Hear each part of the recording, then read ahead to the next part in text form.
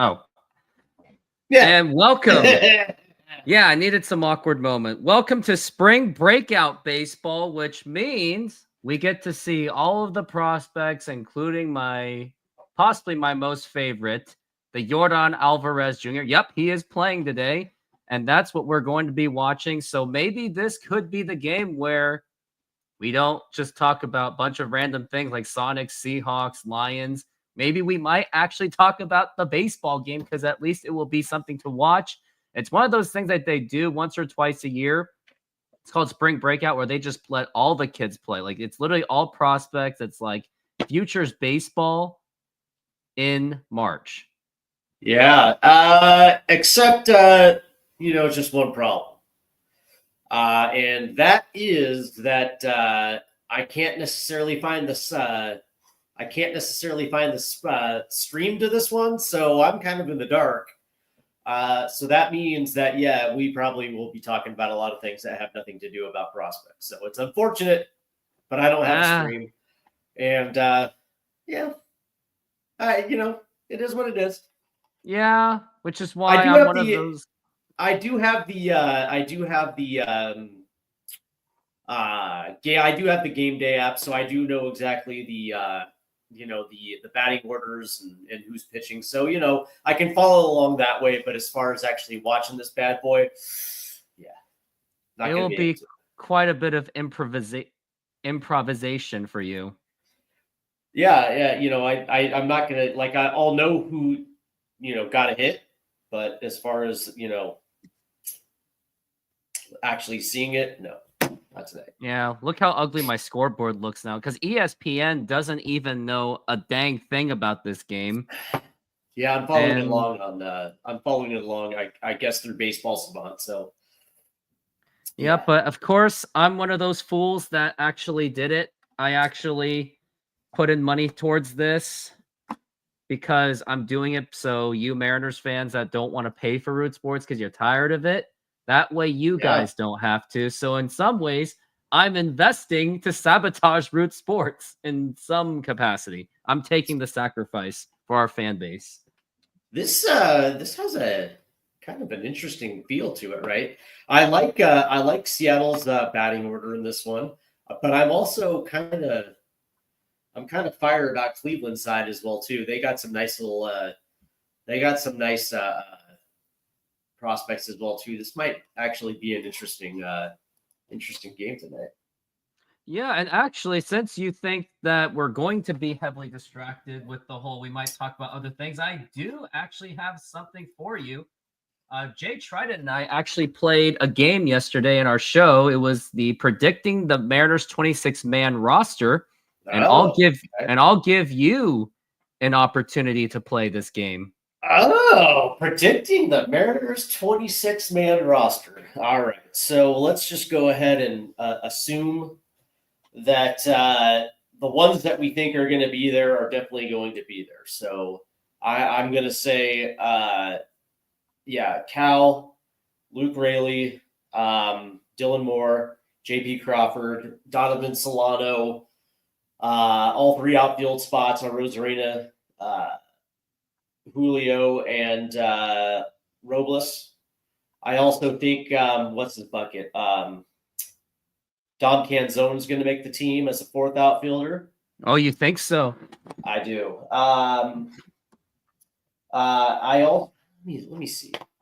Well, we can go over it because I actually do have it on my. I have it on my spreadsheet, so we can go over it. I would say commercial break because the game is about to begin, or if the game is boring, which I hope not, as we got Cole Young. He's the leadoff man, which is possibly the leadoff man of the future, but he hasn't really shown it in spring training, as he has been unfortunately lackluster. The first pitch. Now here's a ground ball right to second base, tossed over the first, and that is in time. And yeah, that's just Cole Young has had a really tough spring training. Like, we were hoping he would be one of the hype prospects for the Mariners, but based on his performance, I don't think he's going to have a shot for the roster. I hate to say it. I wanted him to work out, but it's just not working out right now.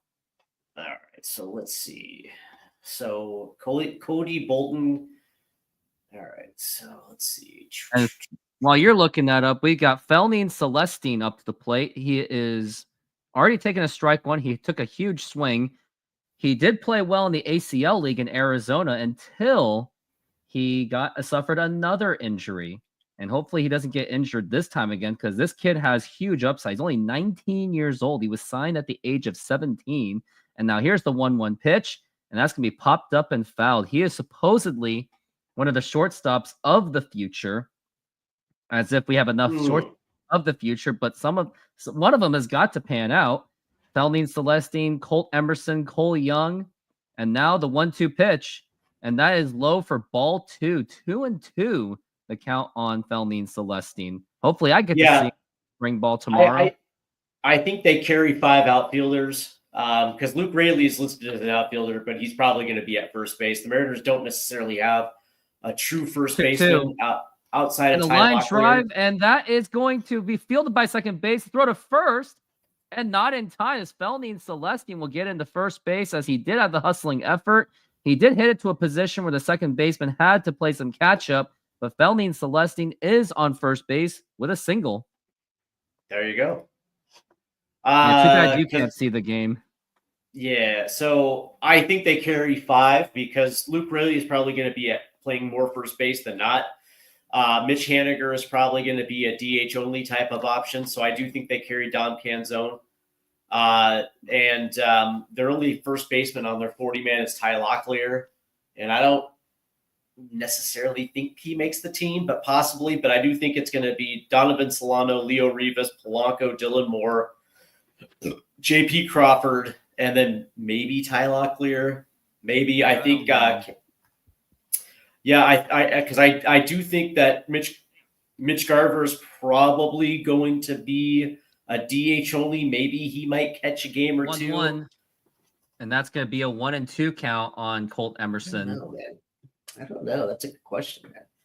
How that's going to shake out. So I'm trying to think about the bench in my mind. I'm trying to figure out how exactly, because I would think that Leo Rivas probably, maybe, like, here's the crazy thing, man. It's like, I know that Cole Young's getting a nice little run in the spring.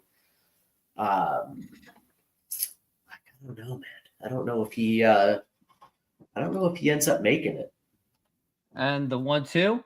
And a swing and a miss, strike 3. Down goes Colt Emerson. And as if I was anticipating this game, now I get to watch the kids suffer. Isn't that great? I like Colt Emerson. Big fan. Is he your favorite out of the Cole Young, Felnine Celestines, and Cole Youngs? Yeah. I think he's got a better stick. I do. I like Cole Young though. I think Cole Young is a very good. I would say he's an upgraded J.P. Crawford. I think he's got a better bat, has a better high ceiling with his bat than J.P. Crawford. But I think Cole Emerson has a potential to be something very, very, very special. I just hope, as long as he can just make the dang team. Is that Ty Pete in center field today? Ty Pete is in center field indeed, as we got a ground ball, and that gets right through. That could be an error, and everyone's going to be safe as Ty Locklear gets on base, and that was an error, so he's not going to be credited with the hit. And now it's going to be my favorite player in the Mariners minor league organization, Lázaro Montes. Yeah, big Laz, baby. The big Laz. The Yordan Alvarez of the Mariners, they're saying, that he is hyped to be. Yeah, we'll see. We'll definitely see. But he could also be Carlos. He could also be Carlos Peguero too. Yeah. And so it looks like he's at the pitch. He's quickly in a ground ball foul. Yeah, he's you're already ahead. Oh yeah, like I'm on the what's it called? But yeah, he swings through a swings through a slider right there. So he's quickly in an 0-2. Yep, 0-2. And he strikes out. Yeah, probably. And then 0-1. And a swing and a miss, strike 2. And you were right. That was a slider. He just swung right through. And it did go down the middle. Yeah. It just proves that these kids do need a lot of work. Well, it's weird though. Like when I think of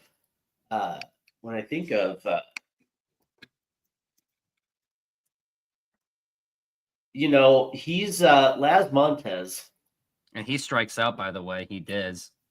He's I think he's only 20. Here's the weird thing. He's listed as 20 years old. Now, of course, he's Cuban, so he probably is 48. No, but really, yeah, like, there's a few things that a lot of these guys probably need to strengthen. But the interesting thing is you look at maybe 3 of these dudes, and they're very, very, very close to the big leagues. Like in actuality, they're pretty closer to the big leagues than not. Oh, ready for the lineup? Because now that they're on defense, I don't really care how they do on defense much. But here's your choices. First, your 5 starters. That should be very easy. Now, granted that George Kirby is on IL, so we're playing with that challenge.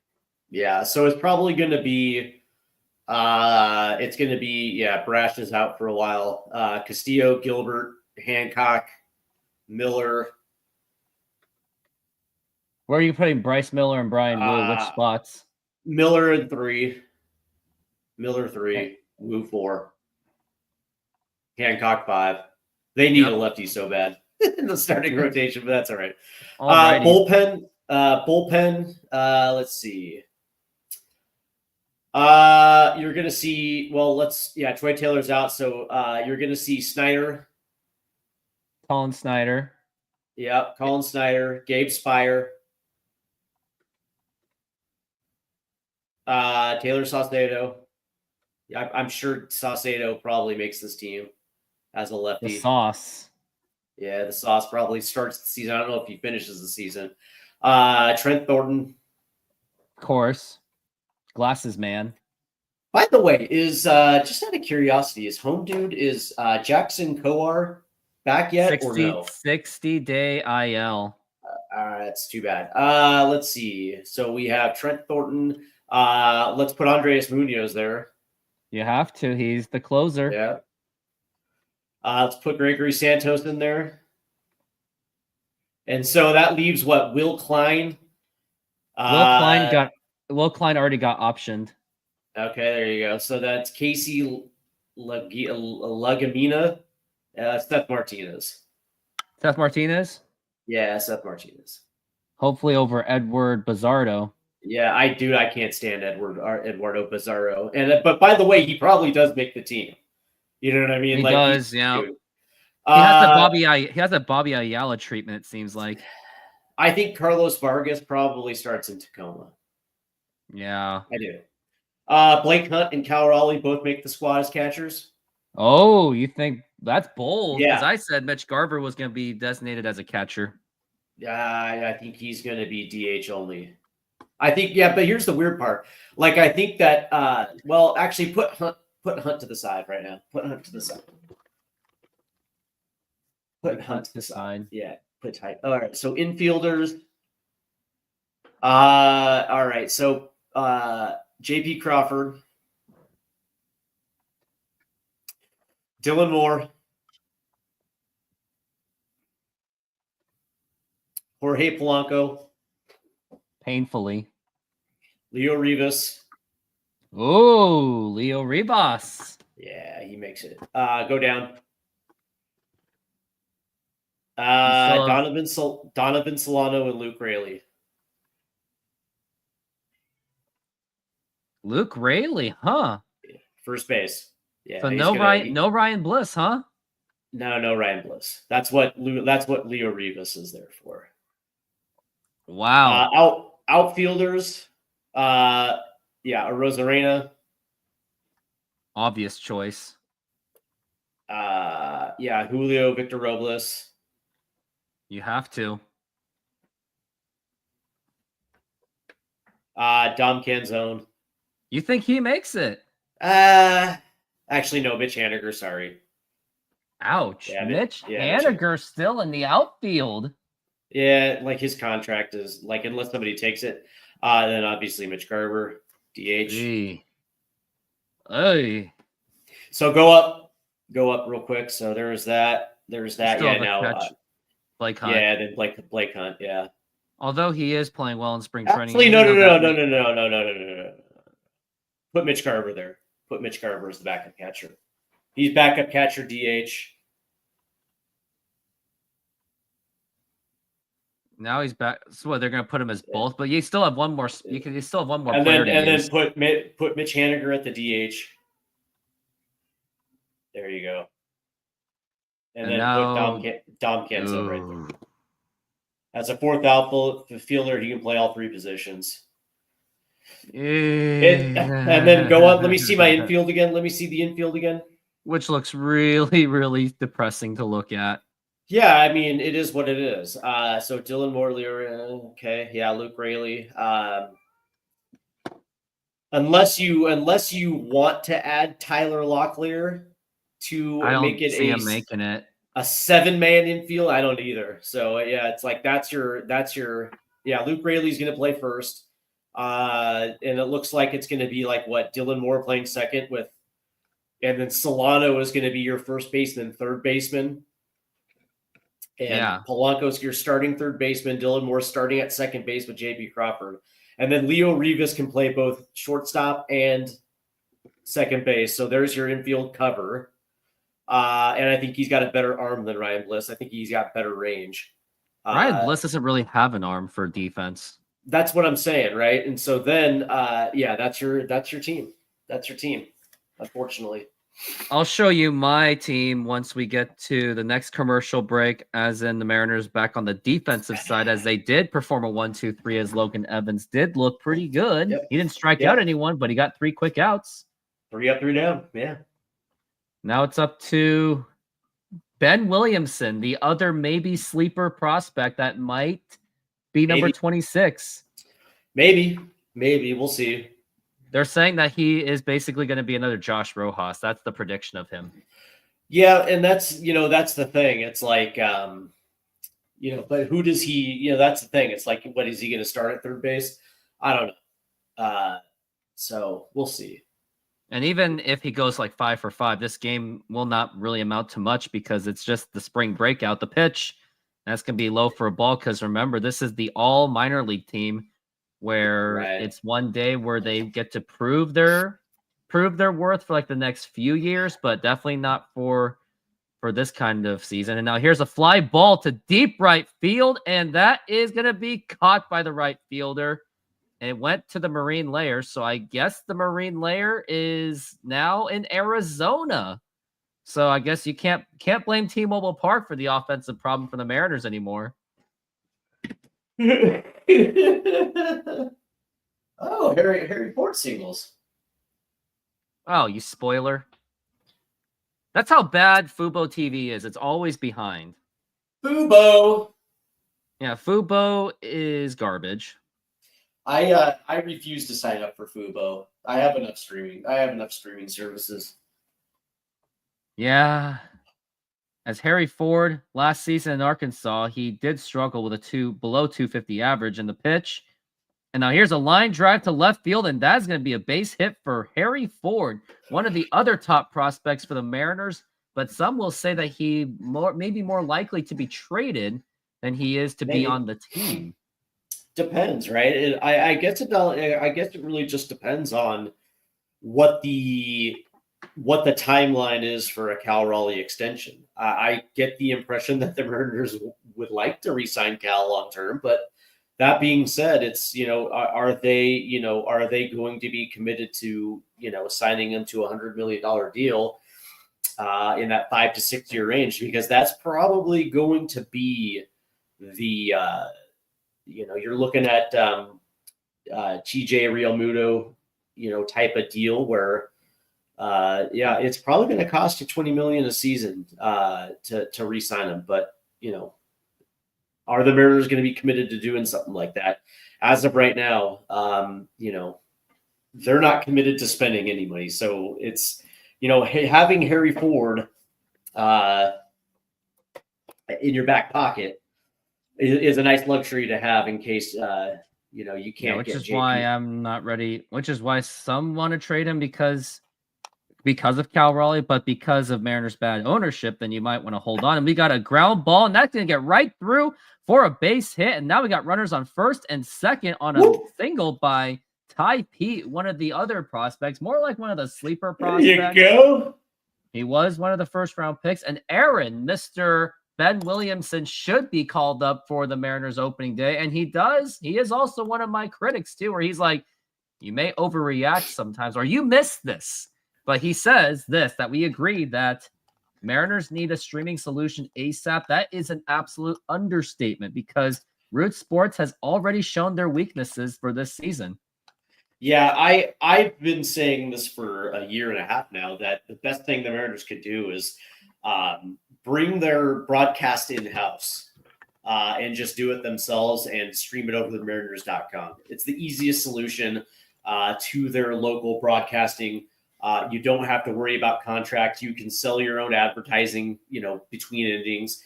So the Mariners actually could have a potential to actually make a shitload of money by bringing it in-house instead of relying on a Root Sports or some other broadcasting situation. And you can also keep your expenses low because you can also hire. It's almost interesting where you can almost do it podcast style for a broadcast, right? You can hire, like one engineer, one producer, and then a couple on-air guys, and then just have a cameraman. Hey, maybe they will have and then maybe the Mariners will have like some kind of reality show for us where me, Marine Layer Podcast, you, Jay Trident, Mojo, maybe they'll have us fight. I'm not interested. I do not want to take a paycheck from the Seattle Mariners because I will be told what I could and could not say. I don't think I would be good content for the Seattle Mariners, but I will say this. But it makes sense, right? If you bring your broadcasting in-house, you can make much money. And you can charge, $50 for the entire season, or whatever the case may be, $100 or $30, or you can do it. Yeah, you can $39.99 for the entire season, and you would get a couple million people in the Seattle area signing up for that. So yeah, ground ball to first base, toss over to first, and not in time. And now the bases are loaded with 2 outs though, because there was a strikeout. And and Aaron Streitenberger says, slim it down to radio with a few cameras. Exactly. I mean, you can still keep your radio contracts with 710 or whoever. Still got to keep Rick Briz on the job. Yeah, but I mean, as far as like, television, just do it in-house. It's incredibly simple. And especially nowadays, everybody's got a podcast. So this isn't exactly the hardest thing to figure out. But, the things that seem easier are incredibly hard for a team like the Seattle Mariners. They always make it hard. Here's Celestine with bases loaded, and this is going to be Felnine, who is going to probably start an ACL or Modesto. Hopefully Modesto, so I could maybe go to Modesto for his games, the 0-1. And that is wild pitch. Almost got through. It's going to be a 1-1 count on Felnine Celestine. Top of the second. Celestine, get it done. And had I been in better position, I definitely would have went to Dominican Republic for games. Oh, wait, he didn't even play in Dominican Republic because he was injured. The 1-1. But I do want to do that someday. Go to Dominican Republic for one of those Mariners games. And then go to the beach on vacation. Yeah. So it's like 2 birds with 1 stone. Oh, dude, I went in today to get my passport. Here's an interesting story because I had this was back in 2015, 2016. I applied for a passport, got denied because at the time I was on child support, and they shy away from handing out passports to anybody that's paying child support for the obvious reasons, right? They don't want you skipping swing and a miss, strike 3, and that will retire the side. So now you can tell your story. And I think it was like $100 total. But today, dude, I went into my local post office and took a picture and paid the fees, and it was like damn near $200. And I was like, God damn, the State Department's out here working, man. It was like $185. And I'm like, what's the deal, man? I thought this was like $100 total. It's like, nope, prices went up. And I was like, yeah, you're right. Oh, here's my team that I picked. My starters were same. No, Logan Gilbert. I put him as number 1. Bryce. Oh Miller. yeah. Oh yeah. But I mean, we're still with the same 5. That's what I'm saying. Bryce Miller, number 2. Castillo, number 3. Wu, number 4. Hancock, number 5. Bullpen, Andres Munoz, Gregory Santos, Colin Snyder, Gabe Same Spire, guys, -1. Bazzardo, because I know they're going to, because he has the Ayala treatment. Yeah. Catchers, Cal Raleigh, Mitch Garver. Infielders, Donovan Solano, Ryan Bliss, J.P. Crawford, Jorge Polanco, Dylan Moore, Miles Mastrobroni. I was really tempted to put in Ben Williamson, but I just don't see it happening. I really wanted to, but it won't happen. I don't even see Mastrobroni going. Rose, the obvious 4, and then Mitch Haniger. Yeah, Mitch Haniger's a 260 hitter as a DH. I just see Luke Raley getting more playing time at first base than I do in the outfield.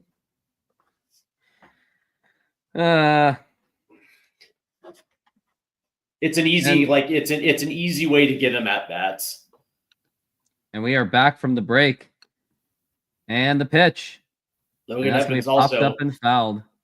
Logan Evans can also potentially make a he has potential too. Yeah, make a case to get that fifth spot over Emerson Foot Penis. Dang. The 0-1 ground ball foul. I know, I understand it's Hancock. It's a Family Guy joke. Woo. I hope he heard that. So maybe he could use it as motivation. Well, no, it's funny because the whole thing was they were signing the Declaration of Independence, and they called out John Hancock, and he's like, "No, it's Foot Penis now." How about I got him? I got him! Great kid. Don't get penis. Oh, that's funny. We're looking at 0-2. Like Janelle strikes out on a foul, huh? Yeah, it looks like he does. Man, this Root Sports thing is so behind. It's so bad. This is exactly why. This is where it's losing its credibility. 1-2. Now swing and a miss, strike 3. And it was a foul tip into the glove. It was that I caught it. You're out. But I ticked it. It hit the bat. You're still out. You're still fat. Yeah. Yeah, you're still fat. Oh, remember this? How old are you? I'm 12. Yeah. You look 40. Not according to birth certificate. And a $10 bill. He's got documentation. Oh. Birth certificate. That's funny. The 0-1. My dummy, a sickle.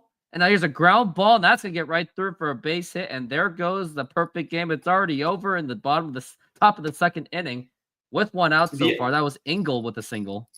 The episode where Lois's dad lost his fortune. Carter lost his fortune. And so him and Peter were thinking of ideas for him to regain his fortune. And so they wanted to do a teen drama, and they redid Dawson's Creek.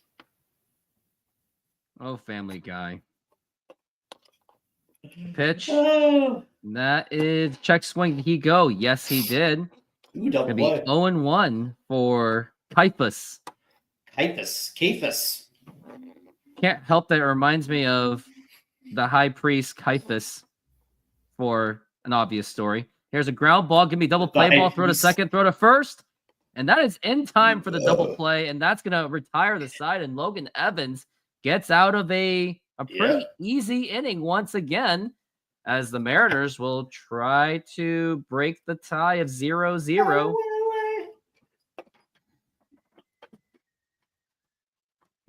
And within 24 hours, I will be in Peoria with Jay Trident Podcast. There you go, buddy. Will be exactly. Either will be on the stand, the salty señorita. Either will be in the stands. Either will be on the field. They'll be like, "Oh yeah, why don't you do a show on the field? That would be fun." I doubt it, but you never know. Stranger things have happened. It's spring training, so maybe they might.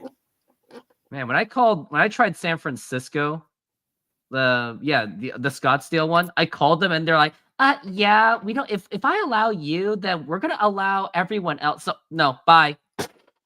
Yeah. That's San Francisco. If we allow you. Yeah, and it's like, listen, lady, actually, no, that's not true. right? I'm sure you probably don't get a lot of these requests. Maybe you do, maybe you don't, but that's the thing. It's like we're not asking you to do the entire spring. We're asking to just do a specific game on a specific day. And oh, by the way, it's not that big of a deal. And the Mariners were like, oh yeah, man, you just sign this paperwork and just tell me what you're doing. Just have us check your YouTube channel. Yeah, we all good, man. Yeah. That's it. And San Francisco's like, we're the Giants. Show us some respect. Yeah, and it's like, okay, cool. Like, yeah, you were cool like in the early 2010s, but since then it's we won 3 World Series, so you have to earn. You have to earn us. You have to be 6'5" and make over. Oh wait, that's something different. You have to like put respect on our name, and it's like, dude. Yeah, dude. You're like not that little, not you, that little Mariners guy, Mariners boy. Like, it's like, dude, you got to put. It's like, no, we actually don't have to put respect on your name because you have been trashed since the Bruce Bochy years. Yeah, but Mariners can't really say much either. At least they're nice about it to the fans and content creators. For sure. Yeah, for sure. I don't. Yeah, that's the thing. It's like, it gets even better in the minor leagues as well too, because they love attention. They love all any attention. Well, because it's free advertising to them. You got to pop up to third base, and it makes the catch. And these prospects are struggling. Yeah, like the only thing they're giving up that they're not even giving out money, right? So they're just giving up access, and that's it. So to them, if it translates into ticket sales, then yeah, for sure. Oh yeah, and I do plan to go to some Everett Aqua Sox games. Assuming Colt Emerson will start there, because his performance in spring training will not warrant him a spot for AA yet. He still is going to have another first half. But I think Montez will start in AA. If not A+ for like a month, and then he'll get called up to AA. Ty Locklear up to the plate. A couple months. Usually you won't see movement until about May, mid-May, end of May. So yeah, a little month and a half, maybe 2 months, and then you'll probably see him go up, depending on how he starts. Montez right now, he's hit home runs. The pitch, check swing, and he strikes out. Yeah. It looks like the inning is over on your end. Laz Montez is batting .385. 4-5.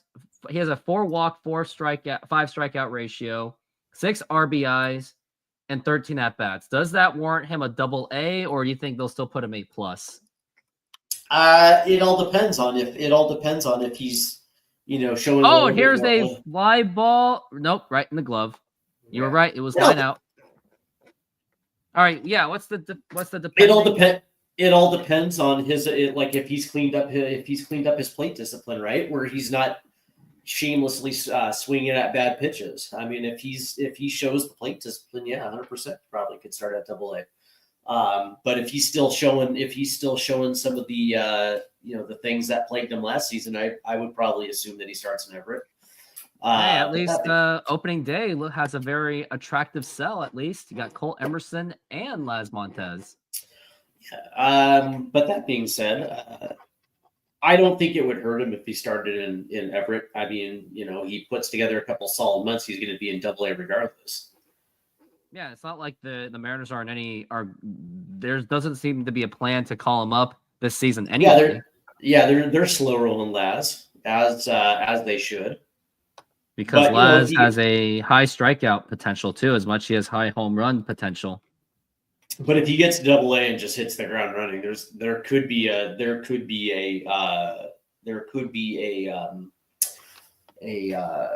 argument to be had that he could get a late season call up. But I would probably think he would have to play perfect baseball. Yeah, he would have to play perfect baseball, which is the possibility. But that being said, even if he does, I have a feeling that you won't see him until 2026. I'd say the World Cup is going to happen. We'll know the winner of the World Cup before Las Montez gets a call up, in my opinion. Yeah. But that being said, like, for instance, let's just say that, he goes to AA this season, rips it up, starts AA next year, rips it up for the first couple months, and then we have an injury. That changes the equation. You know what I mean? Injuries could happen. Injuries could happen, right? So this is a very fickle game. And I got to be honest with you, they brought up Julio awfully quick. They took the risk. They took the risk, right? And some people think that Las Montez was a better prospect than Julio Rodriguez. Has a better high side as a prospect than Julio. And the Mariners basically plucked him right out of AA and became the face of the franchise. So it's not like out of the realm of possibility that he can play himself into a Mariner uniform. He is 20 years old at this time, and Julio, he was 21 when he was called up. So 21, best case scenario. So yeah, 2026 best case scenario is opening day. Like, if everything goes perfect for him, opening day 2026 with a late season call up, and that is if the Mariners are crapping the bed by then, with when they have nothing to lose situation. As we got a ground ball that gets right through for a base hit. There was a slight shift because of the lefty, and that's going to be a base hit. Man on first base with nobody out.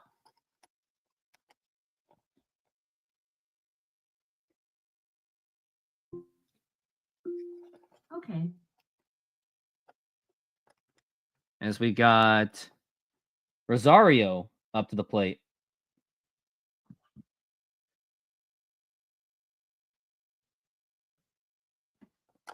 It's going to be bottom third. And the pitch. Now here's a liner, and that's going to go right over the head for a base hit. Could be extra bases. And he bobbles the ball, and that's going to be a double. Man on second and third, and a throw to third, and no throw to third. There's some really bad play in the outfield where the left fielder, he tried to just slide to stop the ball, and then he just bobbled it. And that left fielder should be charged in error was Sundstrom. And it wasn't charged in error, but it was a pretty bad play on the defensive side by Sundstrom. He bobbled the ball, which led to Ty Pete picking it up. And now we've got no outs. We got Francisca up to the plate. Number 9, the pitch. It was a huge curveball, and that is going to be outside for a ball. Cutter. So he goes what? Curveball, cutter, huh? So we got and 1-0. By the way, I like that Logan Evans utilizes a curve. You don't see it. You don't see a lot of curveball throwers anymore these days. Yeah, the off-speed day seems to be over. It's all power pitching. Yeah, exactly. It's splits, two-seamers, obviously 4-seamers, cutters, things like that. And it's or it's a change. You don't really see it, or a change slider. You don't really see a lot of curves anymore. You don't see screwballs. Knuckleballs are rare. Yeah, you certainly don't see anybody throwing the screwball, palm ball, fork ball. But the crazy thing is I think a lot of industry types will tell you that curveballs put a lot of tension on the elbow, but it's what pitch doesn't at this stage. I mean, what about throwing nothing but gas? Does that not put tension? Yeah, yeah, it does. The torque, the torque on your arm, your shoulder, and your elbow throwing straight gas. Yeah. I mean, that's like the factoring reason why injuries and Tommy Johns are going up so much, because pitchers are pitching much harder than they did back then. Back then, it was a lot more strategy involved in pitching. And we got a line drive base hit to right field. That's going to score in 2 runs as the Guardians take a 2-0 lead. And you can tell that it was a 2-run double because Las Montez really slowly picked up that ball. And we got man on second base with 2-0 lead by the Guardians. Yeah, pitchers today are throwing it 100% max on every effort, and it's like, you can dial it down to 90 or 85%, and you're absolutely right. It is a chess match out there, and it's not just about blowing gas past batters anymore. And that's part of the reason why pitchers don't last long in starts anymore, is because they're pitching to 100% max every single pitch. So by the time the fifth inning rolls around, not only have they wasted their 100 pitch allotment, but they've already gassed themselves out trying to strike everybody out, right? So that's the other thing. It's development these days is not necessarily teaching pitchers how to pitch.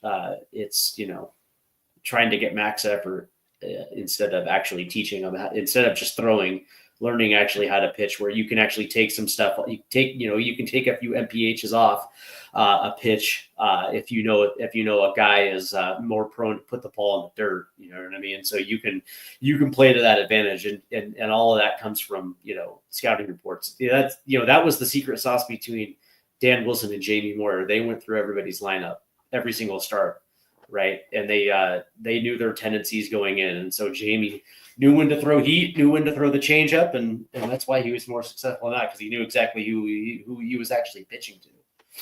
Then my pitching style is definitely more like a Jamie Moore, because I am about strategy. Like I can like try to just pitch strikes every time, but what's that going to give them? Just meatballs, because it's softball. So there are times. Hold on, we got a pitch and inside for a ball. There was a time where this dude, he was just completely tanking my pitches. I think he hit an extra base or a home run, if I remember. So next time, the next batter. So the rule is, you can technically intentionally walk a guy as long as you have a strike on him. If you walk him on consecutive pitches, he gets an automatic double. So what I did, I got him the foul because I was trying to pitch on the inside. So he did foul. I got really lucky. And then after that, I tanked the rest of the pitches. And then my teammates were like, huh? Why'd you walk him? And then the guy that looked at me, the batter, he was like, wait, are you scared of me? I'm like, yeah, I am. Yeah. And then... especially if there's nobody on, right? So you can, and first base is open, you can literally just say, I'm going to take the bat out of your hand because the guy behind you is more prone to hit the ball on the ground. So that's better for us to turn to. You know what I mean? It was actually, so they do boy, girl. So the next batter was a girl. And of course I get out of the inning, and then my teammates are like, oh, I get it. Yeah, I get it. Yeah. It's like, I'd rather pitch to the chick. Now, although that could be dangerous as well too, because some chicks can actually hit, but for the most part, you have a 90% chance of getting out of the inning pitching to a chick. Depends which league you're in. If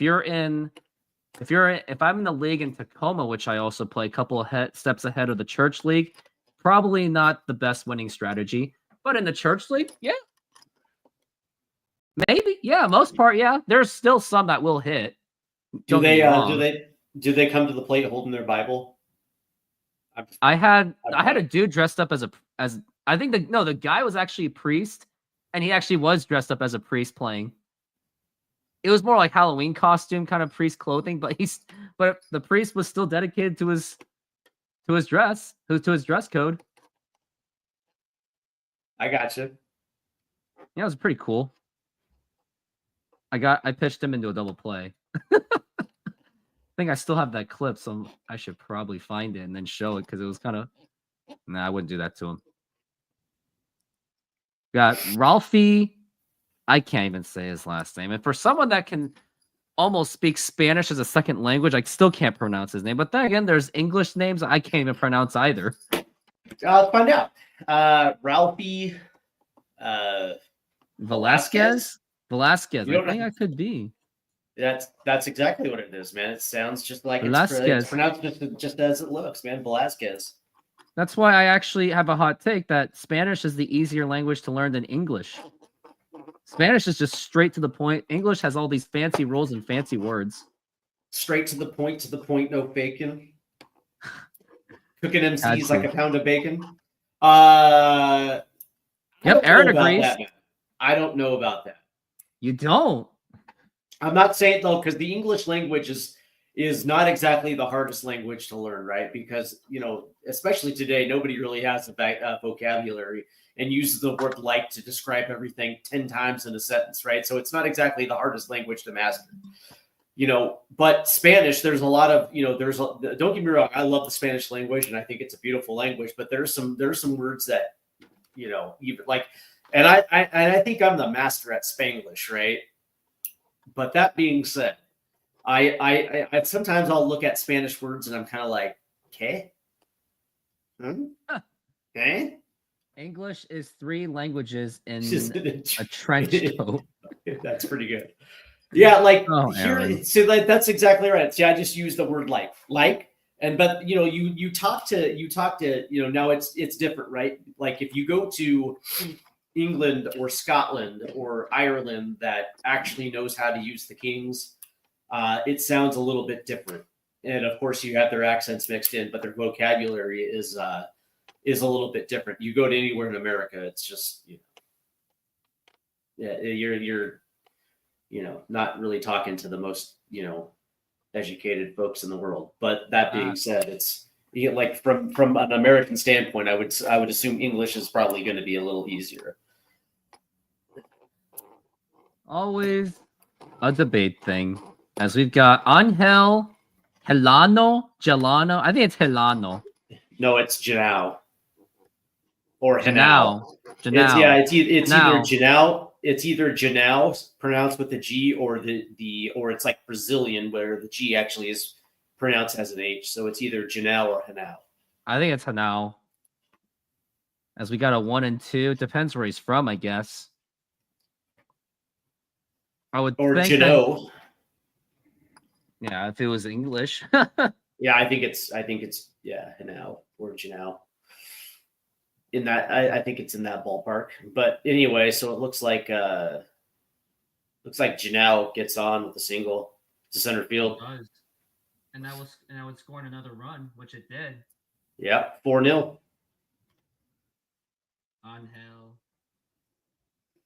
Angel Di Maria. Remember what's that movie called? The Goonies. The guy was singing something of the Maria. Yeah, basically the James Bond villain from License to Kill. He was the same guy. Right. So technically he was in 2 James Bond movie because the Asian kid was basically Asian kid James Bond. You talking about Data? Yeah, the one from Indiana Jones, the Temple of Doom. The Temple of Doom. Dr. Jones. The Goonies, man. My favorite scene in Temple of Doom was they're like, eat. No, I'm not going to eat this. No, you are going to eat this because it's part of their culture, and you're embarrassing me. I think I might have seen the Temple of Doom once when I was a kid. I don't really remember. I've only seen it once. Yeah. I didn't get into Indiana Jones. Harrison Ford did very much. He still loves it. He defends the character to the core. Indiana Jones. Wasn't Sean Connery his dad? Yeah, Dr. Jones. Yeah. Dr. Jones. He was like, JC. Nope, that's blasphemy. I preferred, I was never really a big.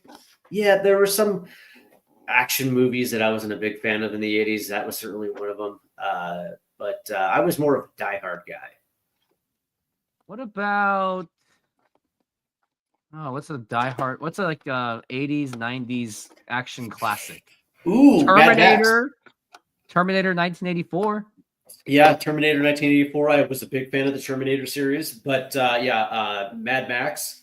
The original Mad Max was great, but also Lethal Weapon, man. Lethal Weapon. That thing went until 1998. I'm getting too old for this shit. I was a big fan of Riggs and Hobbs. The only Terminators, I always pretend that Terminator 2 Judgment Day was the last thing, and everything else after that were all just bad dreams from John Connor. Yeah, they all weave into each other, but it's interesting because I saw the last one where Dark Fate, where the Terminator had retired to Utah, in the woods of Utah, Texas. Yeah, I saw. And he was married. And he was married, and it's like, you're a Terminator. Carl. I was like, dude, you're a robot, sir. And he's like, I don't feel like a robot. I have complex feelings now. It's like, okay. Because I felt so bad for killing John Connor. Yeah. Yeah, but some of those were really good, man. There was this, I can't remember the actual what version of the Terminator it was, but they went back to the actual Bay Area AI firm that created the Terminators and blew up the AI, whatever. And I can't remember which one it was, but yeah, Terminator Genesis.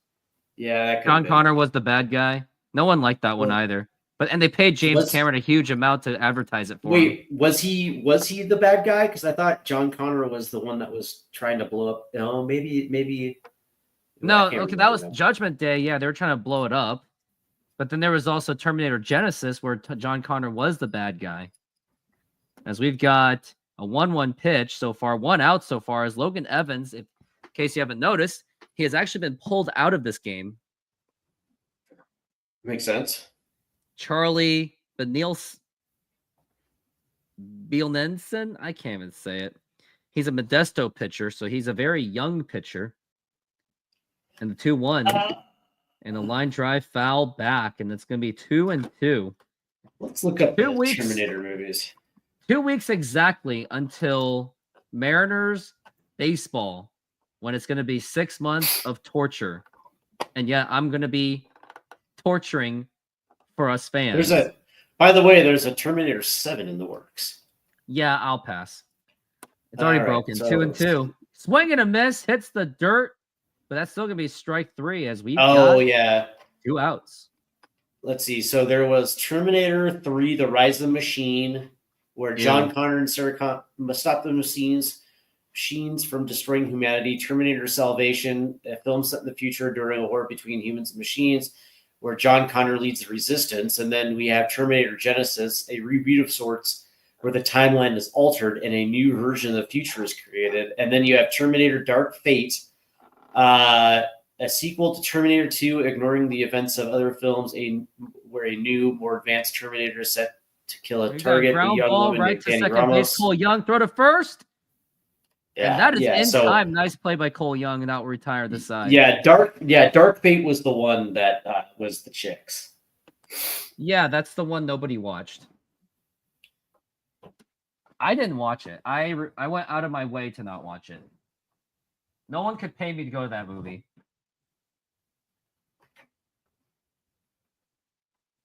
Yeah. As we're in commercial break, as the Mariners finally got out of the inning, but they gave up, unfortunately, 4 runs. And it's going to be up to Ben Williamson to step up to the plate.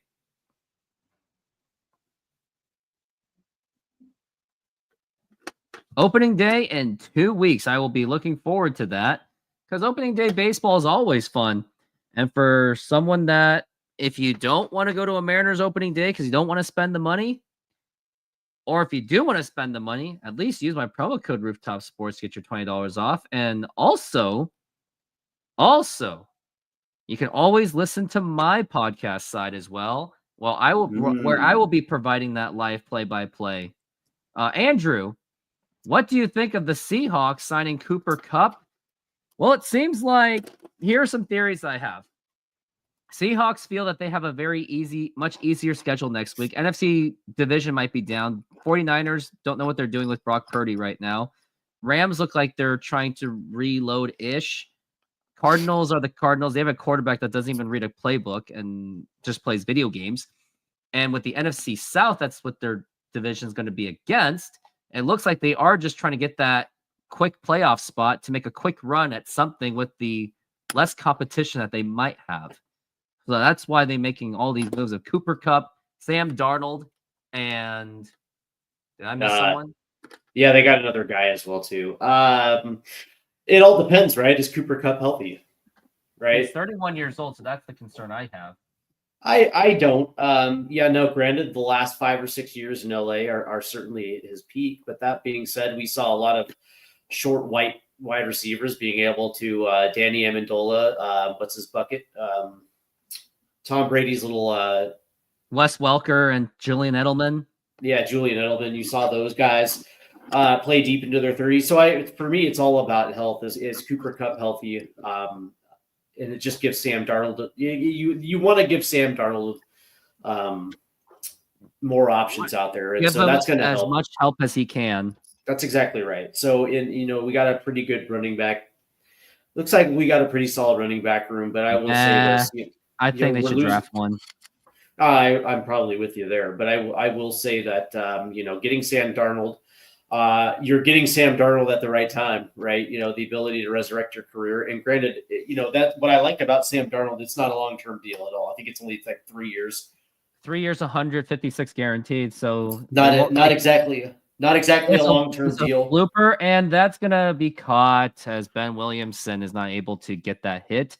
He got one out, but yeah, it's about 56 million guaranteed. So that means there won't be as much dead cap to take on.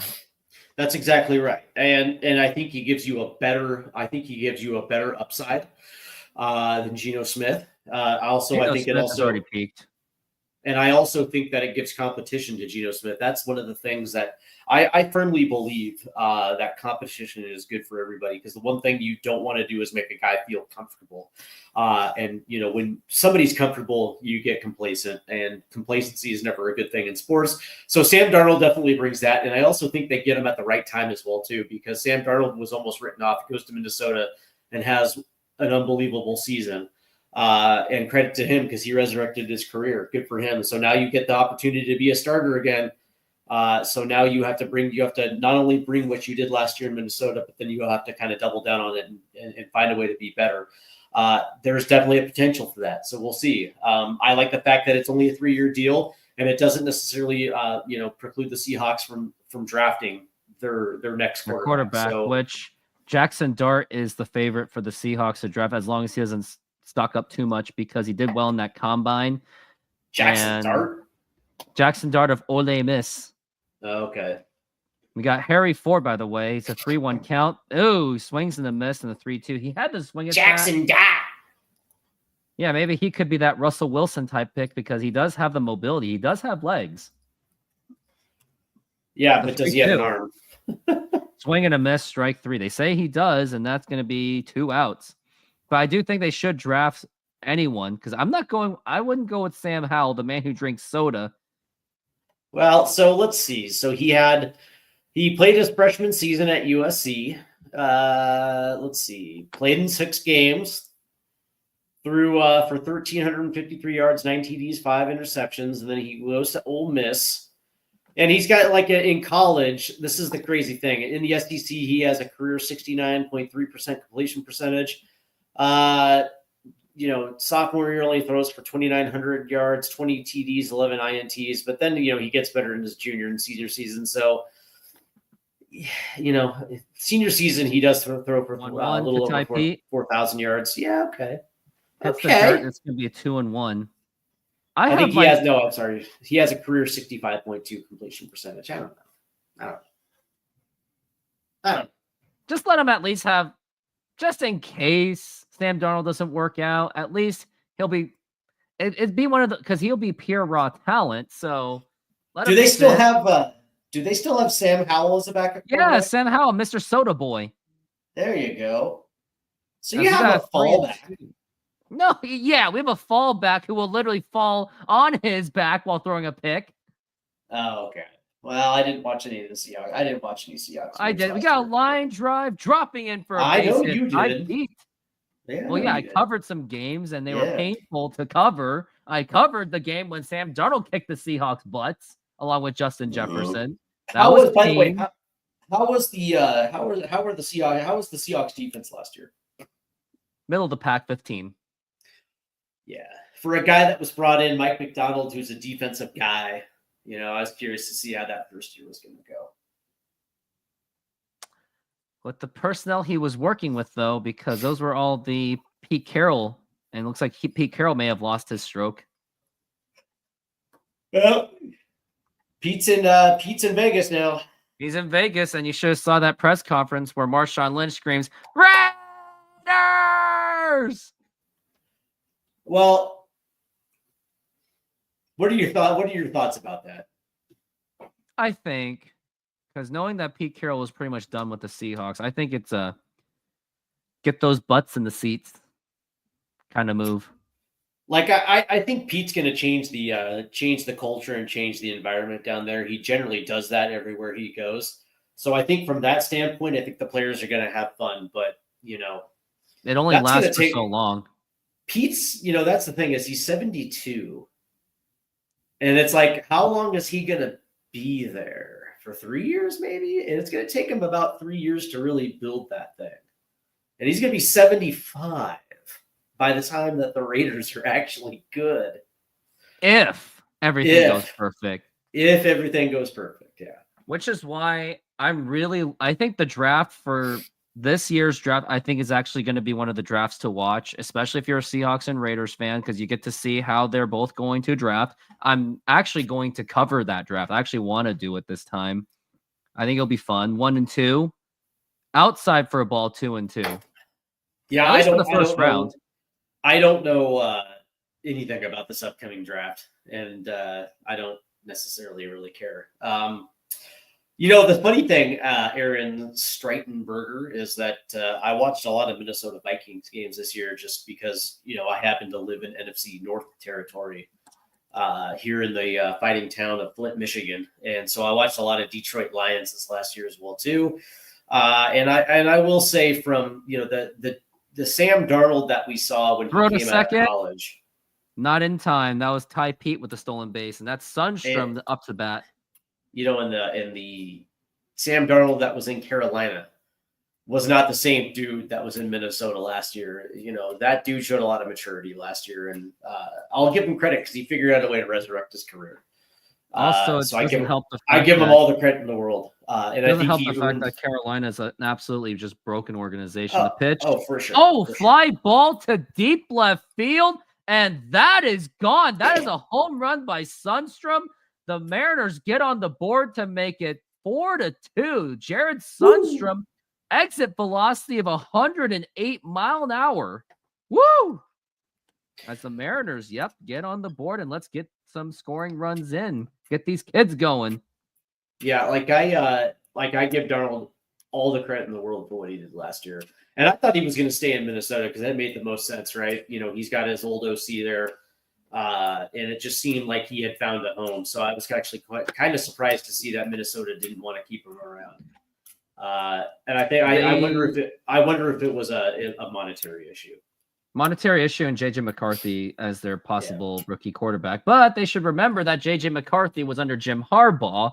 So they ran a pretty run-heavy offense because usually when you have Harbaugh, he's not really known to throw the ball as much. I like JJ, but he was operating in that old school West Coast offense. So a lot of, especially at Michigan, they ran the ball quite a bit. I like JJ's athleticism. I'm not necessarily the biggest fan of his arm, and I just thought this was the same thing in Detroit, right? Where Jared Goff resurrects his career.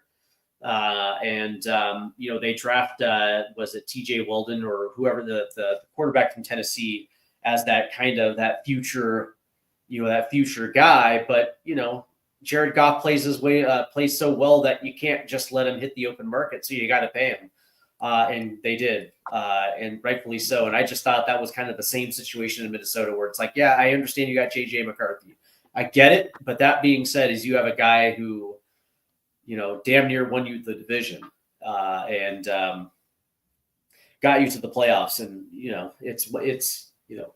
kind of got to see if he's got that ability to be that guy for the next couple of years. And, they could have gave him the same 3-year deal that Seattle gave him. So I was surprised to see him walk. That's all. Well, what's really crazy is the Seahawks actually had the gall to offer Geno Smith a 2-year, $90 million contract, close to 100. And he was like, no, I don't sell myself short. It's like, if anything, the Seahawks are doing you a favor with that offer because Geno, yes, he threw the ball. He could get touchdowns there and there, but there was one thing he couldn't do. He couldn't close games. But Seahawks fans are like, oh, but what about 2023? He led the NFL in game winning. Yeah, when you were playing against a week 2 Lions team, no offense, that's when they were still figuring it out. We didn't even know if they were going to compete that year. And then what else? Like they got a game winning drive against some other bum team. I should look it up, but still. Oh, the Titans when they were pretty much on the tanking side. Here's the thing, man. Aaron Streitenberger says he just doesn't care about quarterbacks. But listen, man, you better. That's the league now. And I understand, right? Because Pete Carroll had success by prioritizing defense, and we had one of the better ones in the history of the game when we won the Super Bowl. Understood, man. Like there is, that at that point in time, that kind of was the blueprint because some of the old quarterbacks were fading out. And this was pre-athletic quarterbacks where the Seahawks actually had that little window where defense could reign supreme. But what happened after that, when every team started prioritizing a quarterback and an offensive line, what happened? They started winning Super Bowls. And that's the thing. It's like you're not going to be able to win a Super Bowl in this league unless you have a quarterback and an offensive line behind it where you can run the ball and also protect that quarterback. This league is built around quarterbacks and offense. It's not built around defenses anymore. Sad to say, but it's true. And for the Seahawks, although that they did win on the backs of huge defense and Marshawn Lynch, you still needed at least a competent quarterback because the Seahawks Super Bowl team, if you put Tavares Jackson or Matt Flynn or even an old Hasselbeck, they're still not winning the Super Bowl with those quarterbacks. Yeah, but also think about that time frame in the early 2010s, right? Before everybody had their, this was pre Patrick Mahomes. It was Peyton Manning, Tom Brady, like a peak Aaron Rodgers, Eli Manning, and old Eli. So it was the end of the pocket. It was the end of like the old school pocket passer era where they ended up moving to more athletic quarterbacks. And by the way, I'm not saying that defense is not an important aspect, but you're not going to get a Super Bowl unless you have a quarterback. Period. Yeah, it's also about getting to the Super Bowl too. It's more than just that. Like, yeah, sure, Wilson was he wasn't as much as a factor for that game. He didn't have to do as much.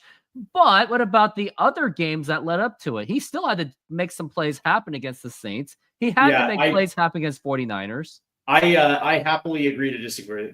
I agree with you, Mr. Streitenberger. Because I mean, look at the teams that have made the Super Bowl over the last 10 years. What do they all have in common? Eagles, Jalen Hurts. Chiefs, Pat Mahomes. After that, it's Tom Brady, Stafford. Yeah, Tom Brady. Pat Mahomes. It's like, dude. It's like, yeah, Tom Brady. Like that was kind of the outlier. Again.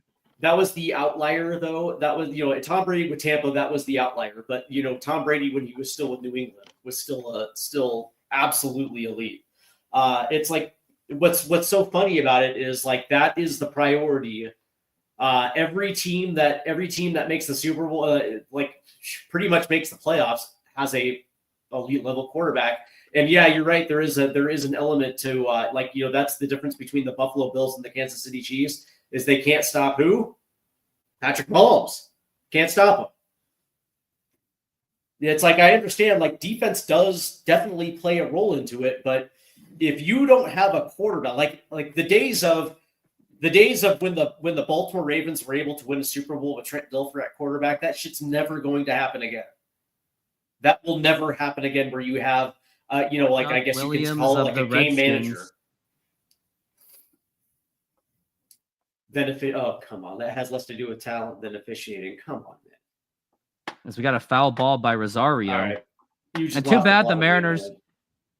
Hey, come on, don't do that. Let him have his opinions. I know he can have them. I just agree to completely disagree. And that's perfectly okay. He can if that's what he believes, then believe it, man. I'm not telling you what to believe, what not to believe.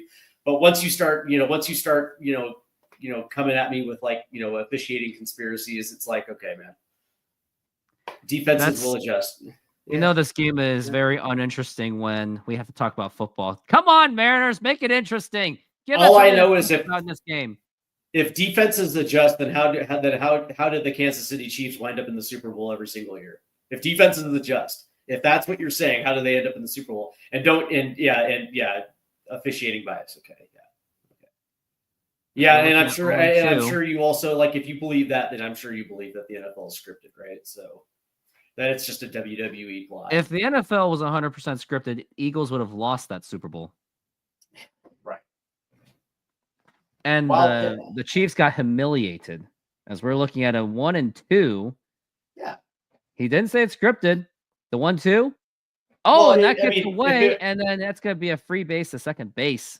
Because if there is a if there really is an officiating bias, or if there really was some sort of scripted narrative, then the Dallas Cowboys would find themselves, making deep playoff runs, getting to the Super Bowl as well too.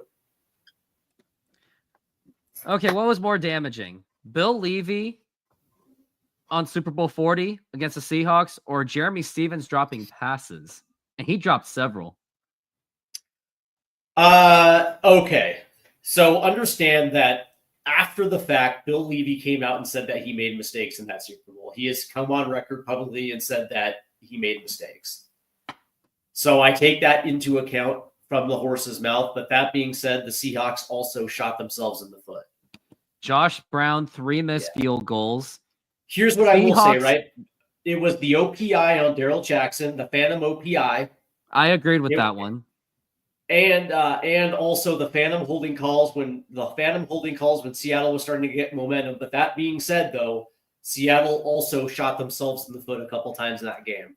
How about this? Before the Ben Roethlisberger controversial touchdown, break the plane, whatever it was, Seahawks had a 3rd and 28 on the Steelers, and then Hines Ward burned them after that. How do you blow a 3rd and 28? No one talks about that. I brought it up in one of my videos. Yeah, and it's like that's what I'm saying. It's like we can talk about Jeremy Stevens dropping passes. You can also talk about just not being able to dial up a stop on a 3rd and long. Sean Alexander didn't even get 100 yards. Yeah, Pittsburgh won that game. It is what it is, man. They unfortunately did. What's funny is my ex-wife, who's still forever a diehard Seahawks fan, season ticket holder, that type of jazz. She still holds a grudge against Pittsburgh, and I'm like, let that go, man. Let it go. It's not Clay Bennett taking the Sonics out of town. You know what I mean? And the Seahawks did return and win a Super Bowl. So, and my thing too is, I was one of those guys that believed that it was all refs because I was a middle school kid, so I didn't know better. Sure. But then 6 years later, the game just happened to be on YouTube. I watched the game again because I was like, oh yeah, let me reminisce in a bad way. And I go, oh wait, we actually played like garbage. Yeah, we didn't really play all that well. And Seahawks still had a chance even after the 21-10. After that, it was just a punt fest. They were just exchanging punts. So I know Seahawks had their chances. And and that was a good team that took advantage of a very, very light schedule. Like if you look at that schedule, it was bad. It was not really a gauntlet. And then when they get to the playoffs and they were able to take advantage. I think they had a home field throughout, so it wasn't. The entire NFC West was broken. They were at a time when they just had drafted Alex Smith. They played the Colts, but they were at home anyway. Yeah, the 49ers were trash. Let's see, the Cardinals were trash. They played the AFC South, so they had the David Carr Texans, the Jacksonville Jaguars, and then the St. Louis Rams were coming off that window where they were they were coming out of the greatest show on turf era. And I think Marshall Faulk was at the end of his rope, and I think Isaac Bruce and Torrey Holt were at the end of their road. What's his bucket had already left. Kurt Warner had already left, so they didn't necessarily have quarterback. And they got rid of what's his face as head coach, Mike Marks. They had gotten rid of Dick Vermeil, and I think they were with Mike Marks still.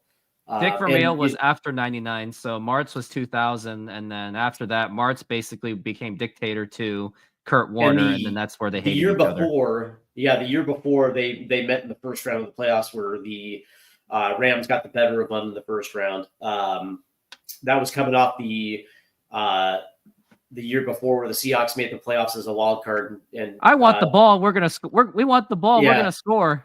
I was like, Hasselbeck, shut up. Matt Hasselbeck throws an interception to Bob Marley. The crazy thing. Harris.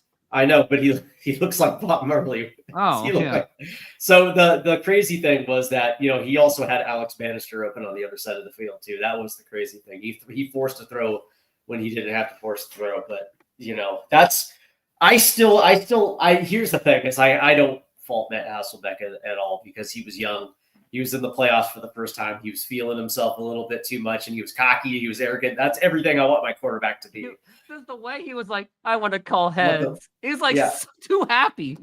We want the ball, and we're going to score. And I was like, yeah, you damn right. We want the ball, and we want to score. You damn right. And then he forced the throw. The next year, that was the thing. That the next year, 2004.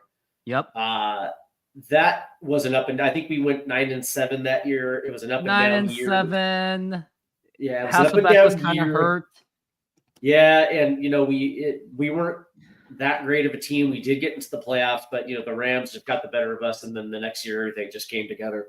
And I still remember that the picture of Ken Hamlin laying out. Who was it from the Texans that he laid out? Oh man, I still have visions of that. Oh, the hammer.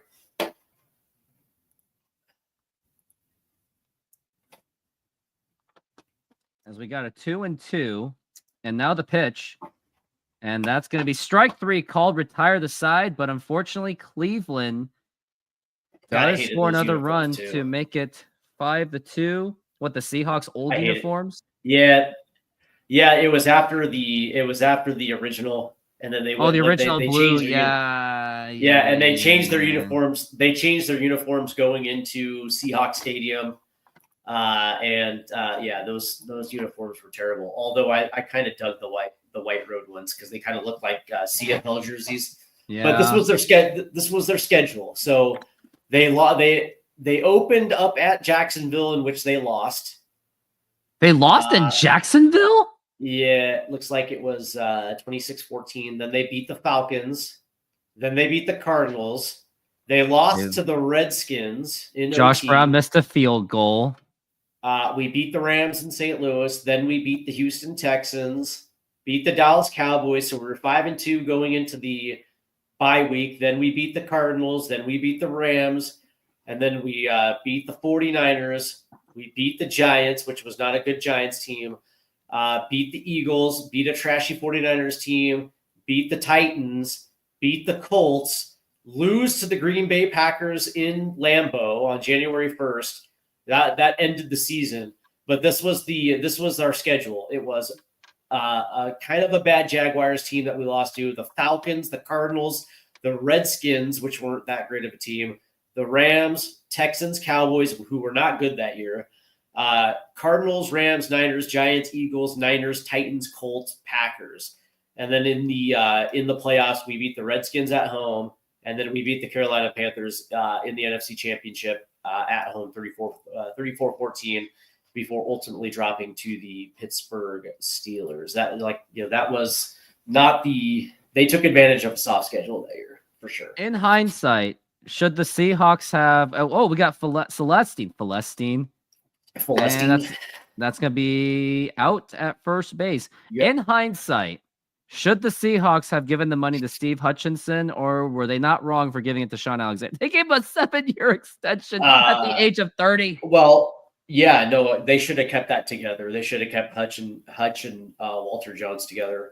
But that's the thing. It's like when you have a dude like Sean Alexander who has an MVP type season, you can understand why they gave him the money, but for sure they should have kept Steve Hutchinson. You saw exactly what Sean Alexander ended up being when he didn't have that security blanket. Gets right through for a base hit, and Colt Emerson. It doesn't make much sense to sign one without the other. But they also, the Seahawks did the exact same thing under Pete Carroll when they got rid of home dude for. Max Unger for Jimmy Graham. Yeah, they should have done that. They didn't even need him. They didn't even need Graham. Graham was unnecessary. That's what you call a panic move, because they were basing that move based on, oh, I wish we had Jimmy Graham at the 1 yard line. Well, that's the thing is like they had Zach. These runners goes, throw to second, and that gets away, and Colt Emerson's going to third base, and now we have a runner on scoring position with 1 out. They had Zach. What's his bucket from the Raiders? Who was our Zach Miller? But he was broken at that point. He was already in. He got injured. Yeah, he was still a pretty good blocking tight end. But you brought in Jimmy Graham to be a blocking tight end. It's like, what do you do? We already had Luke Wilson. Yeah, it's like let Luke Wilson develop. Yeah, for sure. The Max Unger deal for Jimmy Graham was in hindsight. That's what killed it. It wasn't Super Bowl 49. It was the fact that you nuked your offensive line and we got a foul ball. But also it's like the Seahawks ran into the problem that a lot of teams that come off early success have, is everybody became up for contract negotiation at the same time. So you have to pick and choose who you're going to keep. Whereas, there's, one of the better things that, Bill Belichick did in New England was like, listen, man, we're not going to we're just going to keep on drafting your replacement, and it is what it is. And, we'll keep some guys for Tom Brady. But for the most part, I remember, Chandler Jones went to Arizona. It's like, dude, it's like they cycled through so many of these young contracts that instead of keeping around, they were like, no, we're just going to replace you via the draft. That's what they did. And they made some savvy veteran signings that weren't going to stretch. Tom Brady was willing to renegotiate his contract all the time. Something I thought Russell Wilson would be that kind of guy, and it really shocked me that he just wanted the big money. Yeah, and that's the thing. It's like, you can only pay so many guys, and it's like, it's nice when you have the Legion of Boom. But that being said, three or four of those guys are going to come up for contract negotiation, and it's like, you know what, maybe, that's the thing, is you should always be looking for the next, and have that dude in your back pocket. It also didn't help that. Me personally, I would have had no problem trading those dudes a year before, and recouping draft capital. Like Earl Thomas, that probably should have happened before he flipped off the team. Before he broke his leg, they should have just done it. Same thing with Richard Sherman. Same thing with Cam Chancellor. And it's like, don't get me wrong, those guys help you win a Super Bowl, but this is also a business. It is what it is. So you move them on at their peak of their powers, and you get a first-round draft pick. You get a couple first-round draft picks, a couple second-round draft picks, and then you just rebuild. It is what it is. And you keep strike 3 call, down goes Montez, and that's going to retire the side. But you keep Russell Wilson in place, and you keep some of his favorite targets in place, and you rebuild. The only problem was that Seattle could not build an offensive line to save their life, and they still can't. I liked when they were drafting defensive linemen to turn them into offensive linemen. J.R. Sweezy. And my favorite by the way, I kind of like J.R. Sweezy, and then when he left Seattle, he got better. I think he went to Jacksonville and was better. I can't it was. Who was my favorite? My favorite O lineman was Renu Giacomini. He wasn't good. Right. He always had holding calls, but he got a key player kicked out and flagged. But Renu Giacomini, the big unibrow. Now they're showing commercial for Muckleshoot Casino. Reno Giacomini, by the way. Reno Giacomini left Seattle for the Jets. Yep, where careers go to die. And I think he became a Pro Bowler with the Jets. Let me check. I think he went to the Pro Bowl with the Jets. But that was also another one of those situations where it's like, are you going to pay me? And by the way, I helped you win a Super Bowl, so it's going to cost you. And they were like, nope. Nope. He was never a Pro Bowler, but he played about 3 seasons with the Jets. So He left right after the Super Bowl. Just like Golden Tate did. But Golden Tate was for a separate reason. Just out of curiosity, I want to see. Defensive subs are all in now. Yep, they are. Oh! Jurangelo? I can't even say his last name. The switch pitcher. I would think that the Mariners are going to develop him into a lefty, though. Yeah, he's a switch pitcher on paper. But I think they're going to try to make him a lefty because Mariners need freaking lefties. The pitch. So, and a ground ball right to shortstop. Emerson throw to first in time. In 2014, which was probably their worst draft, they drafted Justin Britt, who turned out to, and then they drafted Paul Garrett Richardson. Scott. Yeah, Garrett Scott did not have an impact. 2015, they drafted Tyler Terry Lockett. Poole and Mark. They got Frank Clark and Tyler Lockett, and then they drafted Terry Poole and Mark Glowinski, who did play a little bit, but ultimately did not pan out. I'm just looking at their offensive line draft picks. So they got Nick Vanette the next year, who didn't really amount to anything. And Luke Wilson was their best tight end in those years. Even I thought he was actually more effective than Jimmy Graham. They did draft Ethan Posich, who was pretty solid. As we got low for a ball, 2-1. Jean, how do I say his name? They just couldn't draft. They couldn't draft. They could not. They could not draft offensive linemen to save their life. Nope, and they still can't, and they won't. Yeah. I'm trying to defensive subs. Yeah, that's what they're doing right now. Yeah, it's just the season. His last name is Chinchilla. Chinchilla. Yeah. Chinchilla. Justin Toole, Director of Player Development. Yeah, he has a big job. He has one stressful job, I'll tell you that.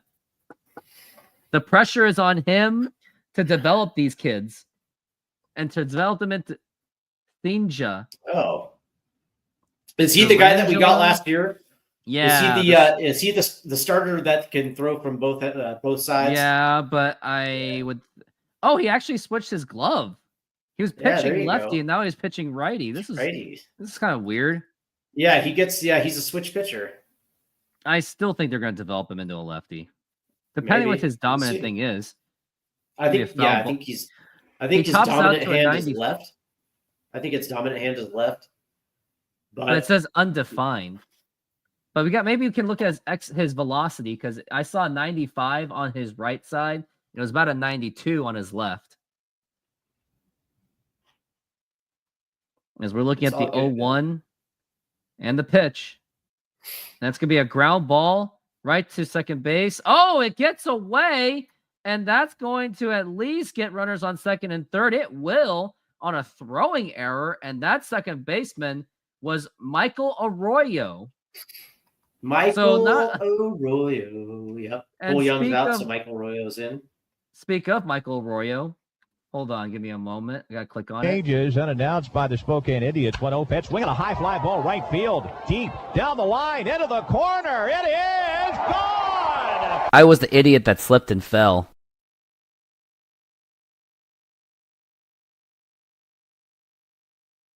Yeah, that was me. Not good. Athleticism for days. This season, I'm gonna wear a GoPro on my head while trying to catch those things, and on my softball games as an outfielder, I'm GoProing this thing. I had a buddy who used to do that as well too. Would go into those home run corners at minor league ballparks to try to catch home runs, so he can get them signed after the game. Line drive, base hits, and score 2 runs. No, they're gonna keep the guy at third base. And he never got one ever. Sad. Yeah. 8 out of 10 from the Alaskan judge. So the Alaskan judge gives you. Then what does the Russian judge give me? 6 or 5? 3. You were like this. comrade. You were like this. You stood in place like this, and then fell backwards. 6-2, Cleveland. This is not a good game. Like, I thought this would be a fun game to watch, and they're still giving me boringness. No, it is a fun game to watch if you're an Indians fan. Hey, it's a Guardian. It's Guardians. How? Yeah, to you maybe. To you maybe. They're still the Indians to me. I know. I know someone that got really upset when Dave Sims accidentally said Indians and the guy pointed it out. And I was like, yay, good for him. And he's like, no, that was a bad thing. And I don't want to talk to you anymore. Blocked. So what do you think of Logan Evans' performance tonight? Now, granted, I'm sure he's just warming up for the season, just like everyone else. But he gives up 4 earned on 6. 1K, 1 walk, and 2 1/3. What do you think this? Do you think this result plays into any type of decision making, or do you think Dan Wilson looks at this like he does for a bad spring outing for a guy like Logan Gilbert or Luis Castillo? It makes you wonder because they tried to make Logan Evans a bullpen pitcher because they looks like they were gonna call him up because the bullpen was really banged up. Yeah. I think it's a little bit of both that they're experimenting, but also this was also a chance for Logan Evans to take that 5 spot. So I think it's a bit of both, but he did have an opportunity to get number 5, but it looks like it's going to go to Emerson Hancock because he hasn't really done anything. So I think that because he's a bubble guy, I think it mattered. I think this one mattered. Now, I don't think this is going to be the difference between him making the team or not, because he's probably going to get another start as well, too. So there's going to be an opportunity after this. I think there's this weird thing with bubble players where it's like, yeah, you're still preparing for the season, but there's also a roster spot to be had. I think our inclination is to say Emerson Hancock, but, it's weird because we've seen guys make the roster that probably didn't necessarily have the greatest springs, but there was something in their toolbox that they liked. They had something in their toolbox that they liked. I mean, we've seen it. Cooper Hummel completely destroyed spring training, and then he steps onto the major league field, and then it's almost like you wish we could retrospectively do a trade backseas on Kyle Lewis, which technically you can. He's still available, but it's sad where his career has gone. Right. He had talent. Well, this year, I think in spring training, Emerson is 0-2. I think he's 0-2 in 4 starts. 9 2/3 innings pitched, so 5.59 ERA. Let's look at. I think whatever we were just talking about, Kyle Lewis. I mean, this crazy thing is Kyle Lewis. It was supposed to be Jared Kelenic at left field, Julio at center, and Kyle Lewis at right field. Imagine if that core actually worked out. We would have had the best outfield in baseball, but it didn't work. It sucks. It sucks because Kyle Lewis injured his knee and never recovered. That's the 2021. That was his fate. By the way, he was available this offseason too. But knowing that the Mariners have Robles, Rayleigh, Julio, Rose, he's not even 25 yet, but would it have killed them to bring him in for like a spring invite? Well, no, spring training invite, but also stash him in Tacoma. Why not? Why didn't they do that? I mean? Yeah, you're not taking away any type of roster spot. Most actual top level prospects are going to be in Double-A anyway. So are going to be in Everett and Double-A. So it's not the end of the world. If he gets hurt, he's not going to cost you anything to release, that type of thing. And if he can stay healthy, you might salvage something from it. But that being said, though, it's like you're right. Imagine if that panned out. Lewis. We would have had a Generation Z Bryce Harper on the team. Got to throw to second, throw to first. in time for the double play, and that's going to retire the side. But the Mariners give up another run as we go into, they believe it's the bottom of the 5th inning. Don't feel too bad. Jared Kelenic is hitting a $154 this spring. 26 at-bats, 4 hits, 2 home runs, 2 RBIs, and an OBP of 267. That's so hard to hear that I have to go to the bathroom for that. And let me play my bathroom break ad because of that. There it is. SeatGeek is a mobile ticketing app for sporting events, concerts, and other events. They make the buying experience easier by the app ranking each ticket from 0 to 10 to see if you are getting a good deal, and you can see exactly where you are sitting. I regularly use that app, and I have had nothing but a fantastic experience with SeatGeek. Use my promo code RoofTopSports to get $20 off of your first purchase. Link to the code, app, and website will be in the description, so take advantage, and thank you. Yep, and there it is, the promo code RoofTopSports for $20 off your purchase with SeatGeek. And let me tell you something, man. That's going to come in handy. Because, listen, man, everybody knows the price of tickets are absolutely insane for sporting events. And every single year, it seems these franchises like to jack up the price of tickets. And so that being said, if you're going by yourself, might as well use the promo code. Get yourself a better seat, but also if you're going with your wife or your kids, $20 off, is actually something considering the price of parking concessions. So use that promo code RoofTopSports to get your $20 off. Use it, and I wouldn't say right now, but in the future, like if you're thinking about going to open today, just saying. Aaron, whoa, never. Kelenic was never a nice guy. I thought would amount to much. I wasn't a fan of the trade with the Mets at all. I liked it because what were you going to do with Edwin Diaz? His value was really high, especially when the Mariners were going to blow it up. So I would still do that trade. They should have just approached Kelenic differently. Do you know why I like the trade? Because of nobody was going to take Robinson Cano off Seattle's hands.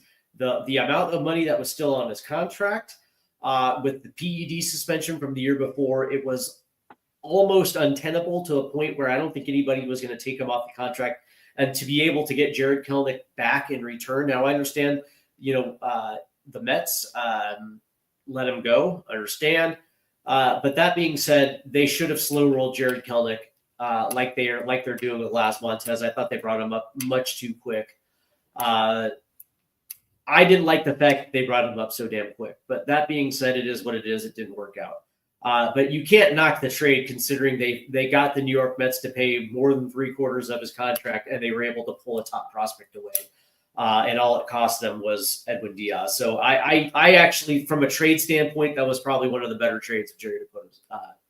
And one of the pieces that the Mariners got out of it was Justin Dunn, and that package of Justin Dunn turned into Gino Suarez, which, by the way, TC makes a good point on Julio. I don't think they'll trade him, but he's not locker room cancer. He's one of the more beloved players in that Mariners locker room.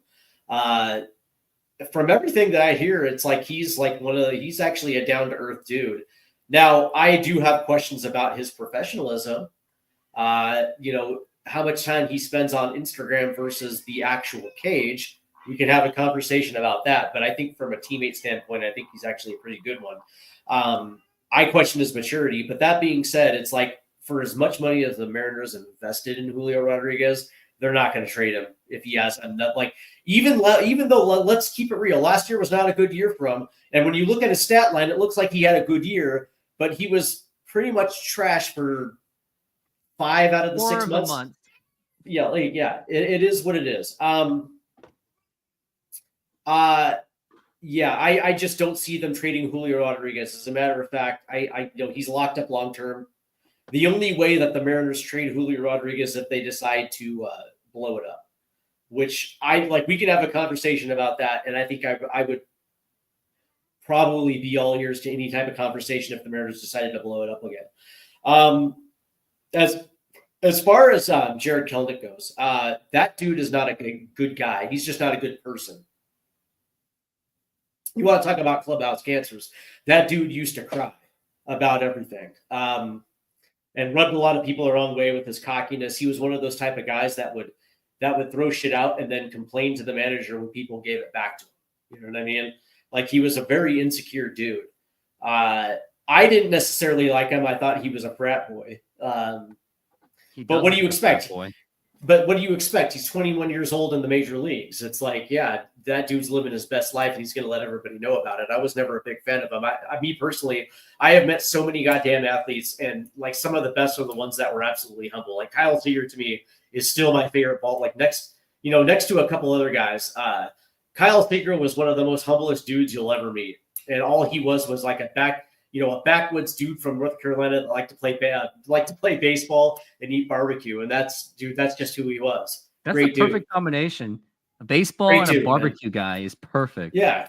Dude, he was just a backwoods dude from North Carolina that was just good at baseball. Dude, stop. You're gonna make me want to go down to the South to have some real barbecue. Stop. But it just didn't work out. And that's the thing. It's like Jared Kelenic wasn't the only one. There was a lot of guys. And I actually thought Cal Raleigh might have been rushed as well, too. But the difference was Cal Raleigh has worked on his craft. So I can't knock him. The difference is I think Jared Kelenic was just happy to be a major leaguer. Cal Raleigh actually looked at this as a career. Fly ball to deep right field. And that is gone. That is Ty Pete with a 2-run home run to make it 6-4 Mariners. And that was now we're back into it. Blasted. Back into this thing. 110 mile an hour velocity. Excellent. That was the thing. By the way, that was the thing with Jose Lopez too. That dude was just happy to be a major leaguer and didn't necessarily work on his craft a lot. And it suffered. He had a nice little 2 or 3 year run, and then it came apart. I think Julio, the one thing that I will say, the only thing I'm looking for Julio this year is if his maturity is improved and his plate and the plate discipline that goes along with it. Because that dude just wants to swing for the fence every single time he steps into the box, and it makes him look bad. So I'm looking for him to be a little bit more disciplined at the plate this year. And if he can do that, where it's going to be a little bit more consistent this year, he's a step in the right direction. The thing is I have about Julio is he did the same exact talk this year as he did last year with this whole, oh yeah, this could be MVP year. I remember last year, that was just me, my 2023 season when I hit 33 home runs. That was me being bad. I'm going to be better than that. I'm like, stop. Well, understand, know the room, right? I always say this to people, know the room in which you're talking about, right? You're not on the Dodgers where the guys around you are also 30 home run hitters, right? Where you have lineup protection, where pitchers are forced to kind of pitch to you, right? Where pitchers are picking their poison in a stacked lineup. You're a Seattle Mariner. You are the only dude in the lineup, and the guys around you have a hard time hitting fastballs, let alone having good at bats. So you're not getting anything to hit, and because of that, you'll swing at any old thing in the dirt, or you'll swing at a fastball that's 3 inches out, 3 inches above the strike zone, and you swing through it like a dummy, like a fool.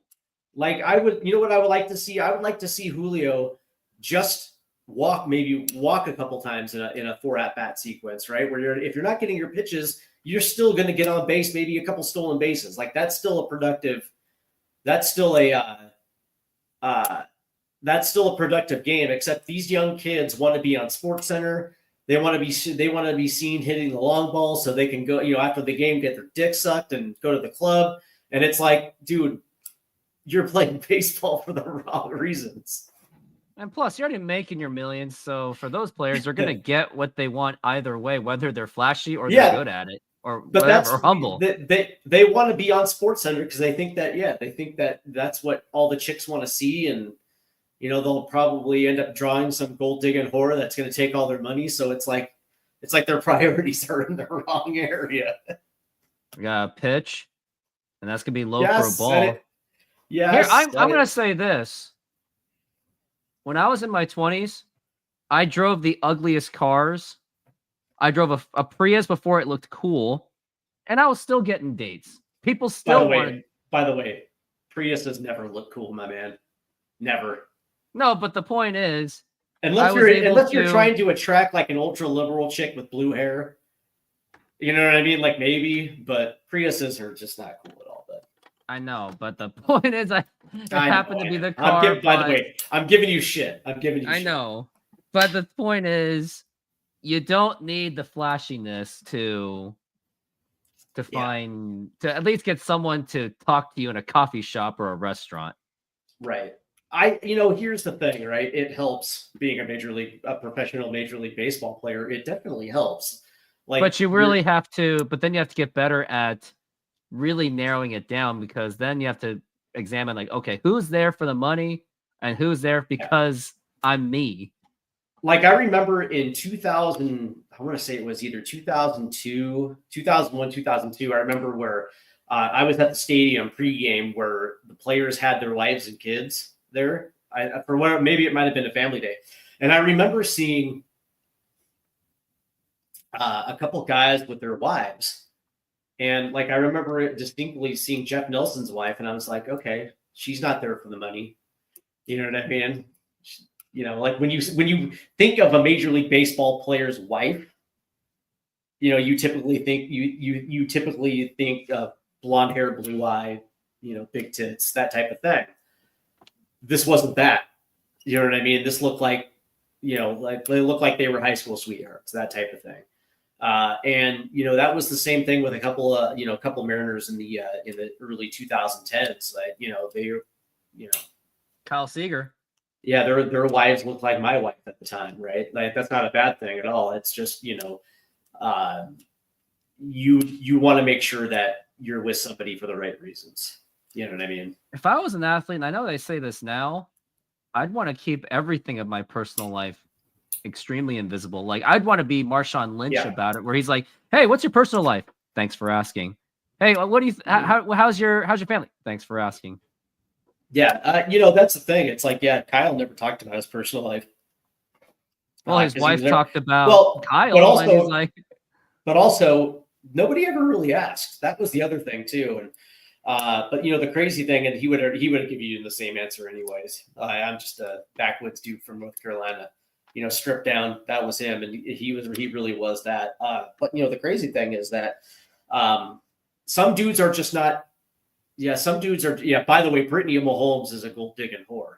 By the way, like, I don't care what anybody says. Patrick Mahomes' wife is not with him for the right reasons, and it was only until that he got that scholarship, because they did like this thing for Netflix, the QB show on Netflix, by the way, and she honestly said that, like, in high school he had a crush on her, but she wouldn't give him the time of day until it was obvious that he was going to be, like, going to the NFL. Like, when he was at Texas Tech, did she come back to him and was like, "What's that?" And I was like, "Oh, Patty." You know what's the worst ones? You know the worst ones I've heard? Because what's going to end up happening is, as soon as that dude's career is over, she's going to file for divorce, take half of his shit and his kids. So it happened with Tom Brady, but luckily Tom Brady was smart. He planned ahead. He put his own house under his mom's name, not his name. Right. So the wifey couldn't get anything from it. And what you do is, I know a lot of guys will talk about a prenup. But that being said, if you have all your stuff in a trust, like, so if you were already a millionaire and you already had, like, real estate and all these things, you put it into a trust, and then you have a will designating somebody as the executor of that trust. And regardless of whatever happens in your marriage, because that already was in a trust, and the only way that you can alter that is, like, if you, like, in marriage, you alter it and give some of the things to your wife or whatever. But outside of that, if you come into a marriage and you've already established X on the side and that's already in a trust, the only thing that she's able to get is whatever you guys earn together as a couple in that marriage. And that's pretty much it. So there's definitely ways around it. But does Travis Kelce count as a gold digger then? No. How do we define Travis Kelce? But I wouldn't be surprised if those two got married and then what's her bucket? Taylor Swift tried to take half of his shit. I would not be surprised if you. That would be just low. A billionaire taking it from a millionaire. Low. Would not be surprised. Taylor Swift has vindictive CUNT written all over her face. Yeah, when I was in high school, when KW did that interruption thing, I was the one kid in high school that said, he did nothing wrong. He was in the right. KW? Kanye. Oh, I'm not trying to say his name because I know YouTube would freak out. What was the whole thing? So Taylor Swift won something of music with her country music. And we've got Kanye a triple, by the way. And so Beyonce should have won. And Beyonce had that face of like, don't get me into this. Why did you do this? So Kanye goes up on stage and interrupts it. And I remember that. By the way, Kanye is batshit crazy out of his mind. He is. And by the way,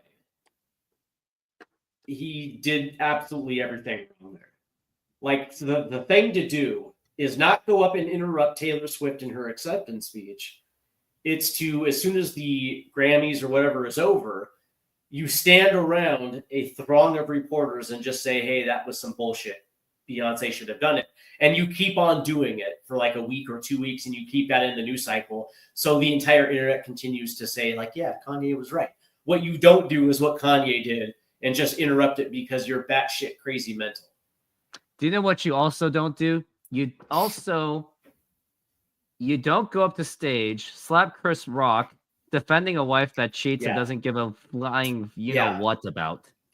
Yeah. See, Will Smith is a simp. Like, he's the simp of all simps. And by the way, for like, I don't know the inner workings of their marriage, but like, she cheated on Will Smith. No, but I think his money's tied up. That's why he can't divorce, because he doesn't want to give half. Right. But that being said, it's like, she's got him by the balls. And it's like, you're defending something that normally people would just take the L and walk away. Even if it cost them a lot of money, they would take the L and walk away. But to slap Chris Rock like that, when, by the way, it was he laughed at the joke, and he laughed at it. Yeah, and he laughed at the joke, and then she would did one of these. And he's like, yeah, keep my wife's name out of your mouth, and goes up, and it's like, dude, it was a joke, but like, he wasn't being serious. Chris Rock handled it like a man. He handled it perfectly too. Yeah, he did. But that being said, it's like, man, I'm actually good friends with a few Major League Baseball players that actually had to earn their stripes in the big leagues, and they were single when they got to the big leagues, and they would say things like, "You have no idea how insane it is." It's like, it's weird because when guys approach me, they're like, you know what? Congratulations on your success. That's awesome. And I've always been the same way with these guys as well too. I went to high school with one of them, and it's like, they're still the same dude that they were in high school. Obviously older, far more mature than we were in high school. But that being said, it's like, we come from the same type of upbringing. So it's like, these dudes still are from that same mentality. Now, granted, they're rich as fuck, but they're like, the guys that would come up to me and just say, hey man, I'm a fan. Congratulations on your success. Much love. That's like a level-headed dude is not going to go fanboy on these guys. Right. But it's the chicks that are just throwing it at them, hoping to land a Major League Baseball player. And so it's like, they're saying, like, you can't date normally. You can't date normally because if you wanted to have a one-night stand, you could. Like that. But you also have to be wary of, all of a sudden they come back and be like, hey, I'm pregnant.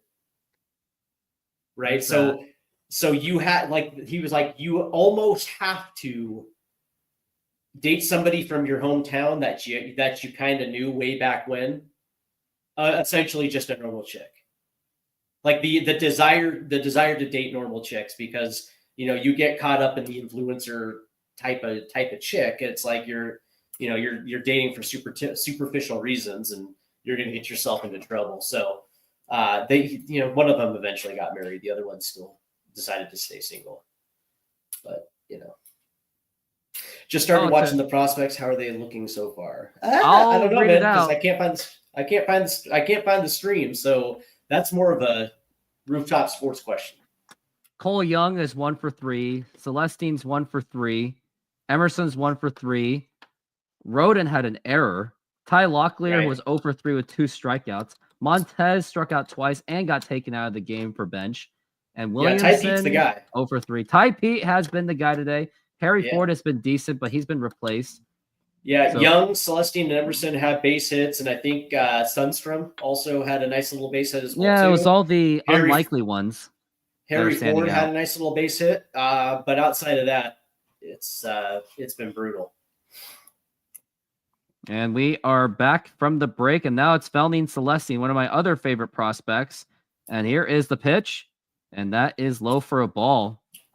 If you want to watch Felnine Celestine, he can maybe be in Modesto. So maybe, just maybe, he could be an A+ if everything goes right in Modesto. So I think Everett could be a pretty good season to watch these guys. You got a ground ball right to third base, the throw to first, and in time. Look at the Nightbot doing your dirty work in the chat. Big up to Nightbot, man. Nightbot is just doing your dirty work. Nightbot's like, hey, do it for him. Do it for Rooftop Sports. He does it every 15 minutes. He's very consistent. Yeah, like I don't. It's funny. I remember watching a Michael Jordan documentary where he was saying that it's like everybody wants to be in my shoes, and he was like, I don't wish my life on anybody. And he was saying it in his hotel room because he couldn't just go out and walk around the city because everybody knew he was Michael Jordan and he would be hounded. So he can't go to a restaurant like normal folks. He can't go shopping like normal folks. They have to call ahead and shut down the store because if he just goes there in normal business hours, he gets mobbed, right? And then, of course, he was like, yeah, I mean, don't get me wrong. I have generational wealth. All that's great. And it came from my hard work. But now I'm in a situation where I can't go to the movies and I can't do just the normal things that I want to do for obvious reasons. Like, I don't wish this upon anybody because you're essentially trapped. And I was like, he's absolutely right. And now just imagine if you're a superstar pop star, how worse it would actually be. I don't wish it upon anybody. Like, I don't think I'd be able to handle it. No, I wouldn't either. But I always have an opportunity for that to happen. Not saying it's guaranteed, but if I keep doing your podcast, man. Yeah, keep doing still it, grinding. Man. But yet, when you look at my Instagram, the only thing you see on my Instagram is just all my reels, and there's no pictures of me like, oh, I'm with this person or this is my family. Like, I don't even do that. Like, no. When my Facebook is the pitch. Yeah, my Facebook is the only thing that I will share those type of photos, but it's also a private Facebook account. And I don't have a lot of people on my Facebook account for that reason. I don't either. But my Instagram, no, it's not necessary. It's just all soccer. And same thing with the YouTube channel. So I'm not a big public guy. Like, it is what it is. I was saying, like, I slip a little things. Like, I gave news about a family member before as a pitch to Wilkinson or Seibel, and that's a ball. I was actually put to task because of the notice of my YouTube channel skills. They asked me to make a tribute video for my grandfather. And the thing was, I almost wanted nobody to know that I made that video because I didn't want that kind of attention. Sure. I only told like my 2 cousins. My father knew about it, my aunt, because they were the 2 that were like directing me, giving me all the pictures. But everyone else is like, nah, it's just on the screen. No one made it. Yeah, that's actually a good thing that you did. It's so sad how people act. These are just people. I don't understand autographs. Personally, to each their own, I guess. I think autographs are supposed to just be for kids, right? Because that's the thing. I remember being young and trying to get Junior's autographed as a kid because obviously he was my boyhood idol. But as I got older, man, That's exactly right, man. You have to understand these are just people, right? That are extremely good at one thing, very good at one thing, but at the end of the day, they're just people. And like when I meet athletes, I don't ask for autographs and I don't ask for pictures. What I'll do is I'll just take their hand and be like, you know what, awesome, man, congratulations, man, I'm happy for you, and that's it. You know what I mean? With the amount of I just talk to them. We have. I just talk to them like they're my friend.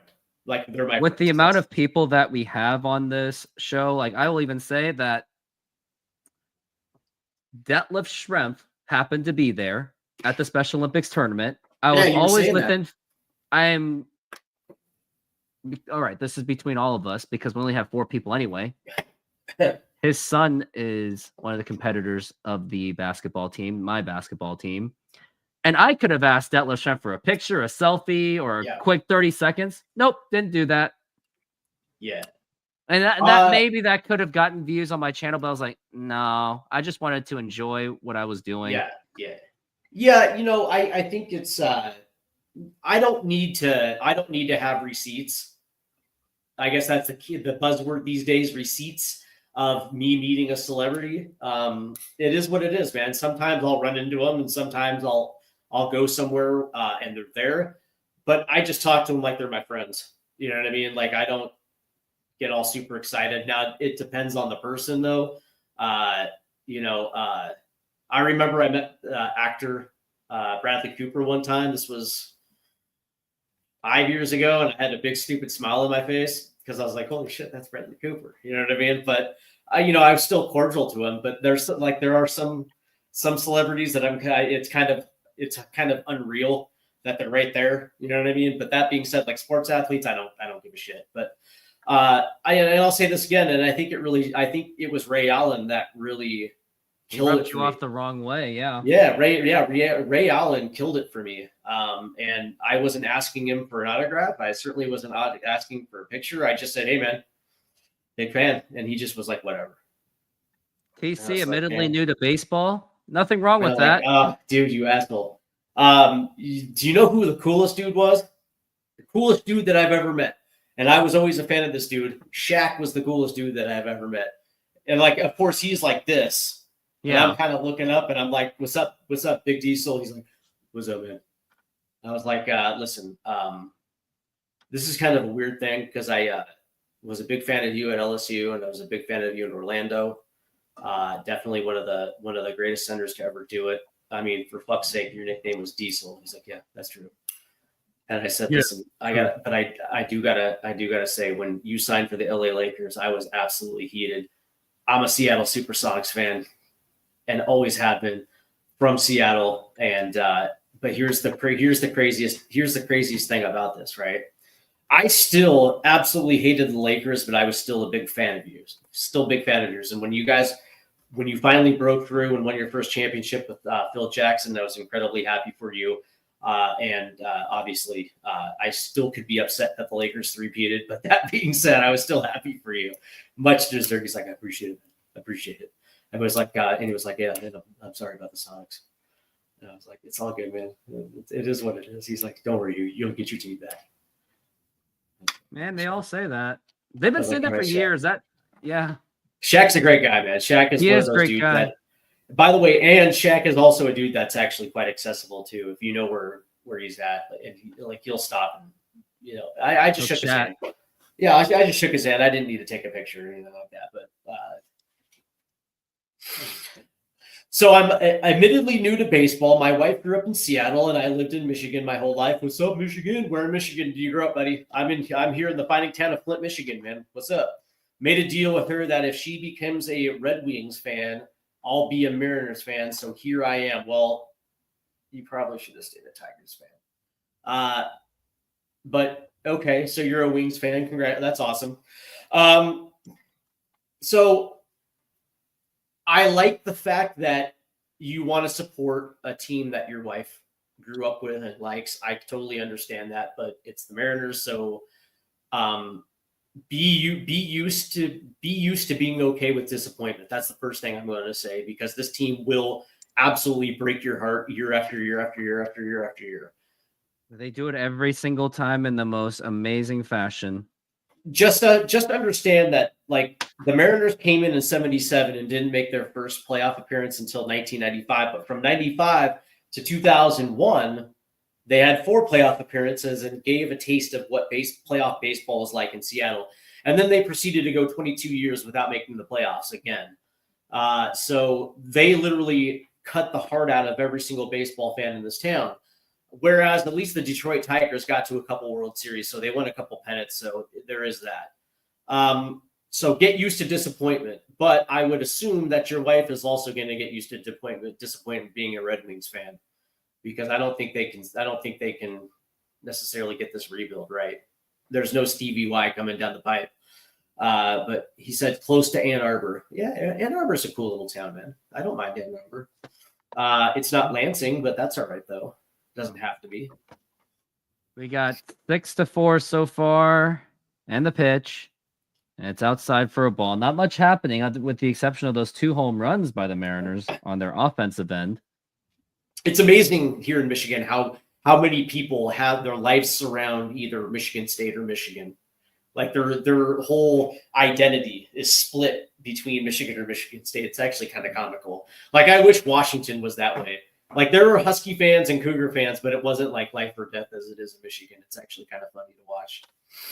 Oh, those Huskies. They just had to do the Big Ten thing, didn't they? And they pulled a cute little fast one on Apple Cup. Was like, no, we don't want to go to Martin Stadium. Let's play in the neutral stadium. I cannot wait till they come crawling back to the Pac-10 on their hands and knees after 5 or 8 years in the Big Ten.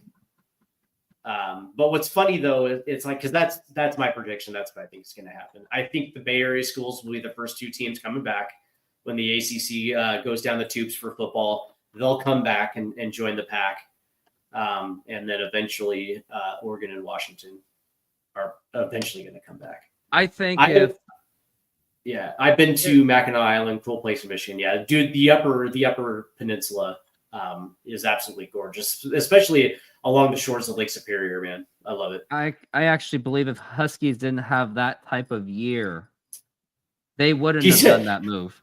TC says, I hate it. I went to Eastern Michigan, so I don't care about either school. Yeah, well. Then he was happy about the Chris Webber timeout. And he traveled. How do they not call it travel when he actually traveled? 0-1 to Cozart. The pitch by Sloan. We fly ball and foul. We're at the bottom of the 7th inning. We're supposed to do a 7th inning stretch, but didn't matter because it's spring training. But once regular season comes, it's going to be a bit more serious as we're looking at 0-2 on Cozart. Correct me if I'm wrong, though. I believe Eastern Michigan is in the town of Ypsilanti. Ground ball, double play ball, throw to second, and no play to first. I think Eastern is in Ypsilanti, and I think they're the Eagles. I think they're the Eagles. Yeah, because Western Michigan, I think, is the Broncos. Yeah. I'm going to say they're the Eagles. Yeah, I think they are. So Joe Lampe singles on a grounder to right field. Spencer Packard, Jacob Cozart to third. And we got a ground ball to, yep, you're right. Man at third base. And woo! Ypsilanti, by the way, Ypsilanti is kind of a cool little town, man. I don't discriminate against favorite Ypsilanti. Town in Washington. Name your top 3 towns. Okay. Let's start off with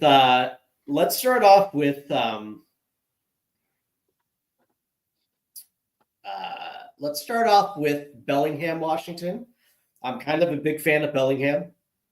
I like it up north. I like it in the North Sound. I think they got really cool bars up there that I enjoy. Wild pitch and but it's also score. But it's also a town of people that are stripped down. They're super nice up in Bellingham. Whereas the more you get closer to Seattle, the ruder the people get. So I kind of enjoy Bellingham. That was a cool town. I was also a big fan of, believe it or not, Twisp, Washington, on the North Cascades Highway as you're going out. Line drive, base hit, and another run is going to score. No, it won't score. They're going to stay at third base, but runners on first and third. Yeah, Twisp is a cool little town. I like Twisp. I like Wenatchee as well too. Wenatchee's a good town. Wenatchee's an excellent town. The other two, I like. Yeah, I'm a big fan of Wenatchee, and I'm also a big fan of Sequim. Sequim's a cool town. Same with Forks, man. Forks is a low key cool town. I'm a big fan of Forks, Washington. But I would say that I got a lot of love for Granite Falls. Washington. Go Tigers. I raised my kids in Granite Falls, and it's just a little east of Lake Stevens. So a lot of people give all the credit to Lake Stevens, but Granite Falls is a cool town. I was raised in the town of Federal Way, Washington. Go TJ. I'm a big TJ Raiders guy. Where I went to high school out there. So love Thomas Jefferson High School. I can't believe they tore it down to build something that doesn't look anything like the school I went to, but it is what it is. Too many vampires and Forks.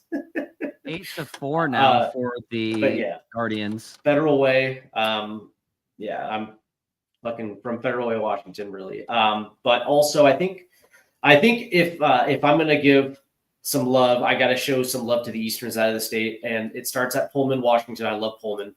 I will always love Pullman, Washington. But Walla Walla is a really cool town, man. Oh, and same thing with Prosser. Prosser is a cool town too. Now it's my turn, and we got a 2-0, and maybe I'll do it after this inning is over. You didn't think I was going to drop Prosser, Washington on you, did you? Because as you're going through Yakima, but before you hit the I gotta look at a map, but it's like before you hit the Tri-Cities, before you swing south into Oregon through Pendleton, you'll run through Prosser, Washington. And it's a cool little that's when I'm going to like Idaho. You'll swing through. That's exactly right. You'll swing through the northeast corner of Oregon before you'll end up in Boise. And you can take that highway south over the Blue Mountains, and you can get to Baker City that stretches all the way through eastern Oregon. But Prosser's really cool, man. We're looking at the Prosser Mustangs, baby. 3-2. Well, I can tell you that one of my 3 favorite cities is not going to be Seattle. I can promise you that. 3-2.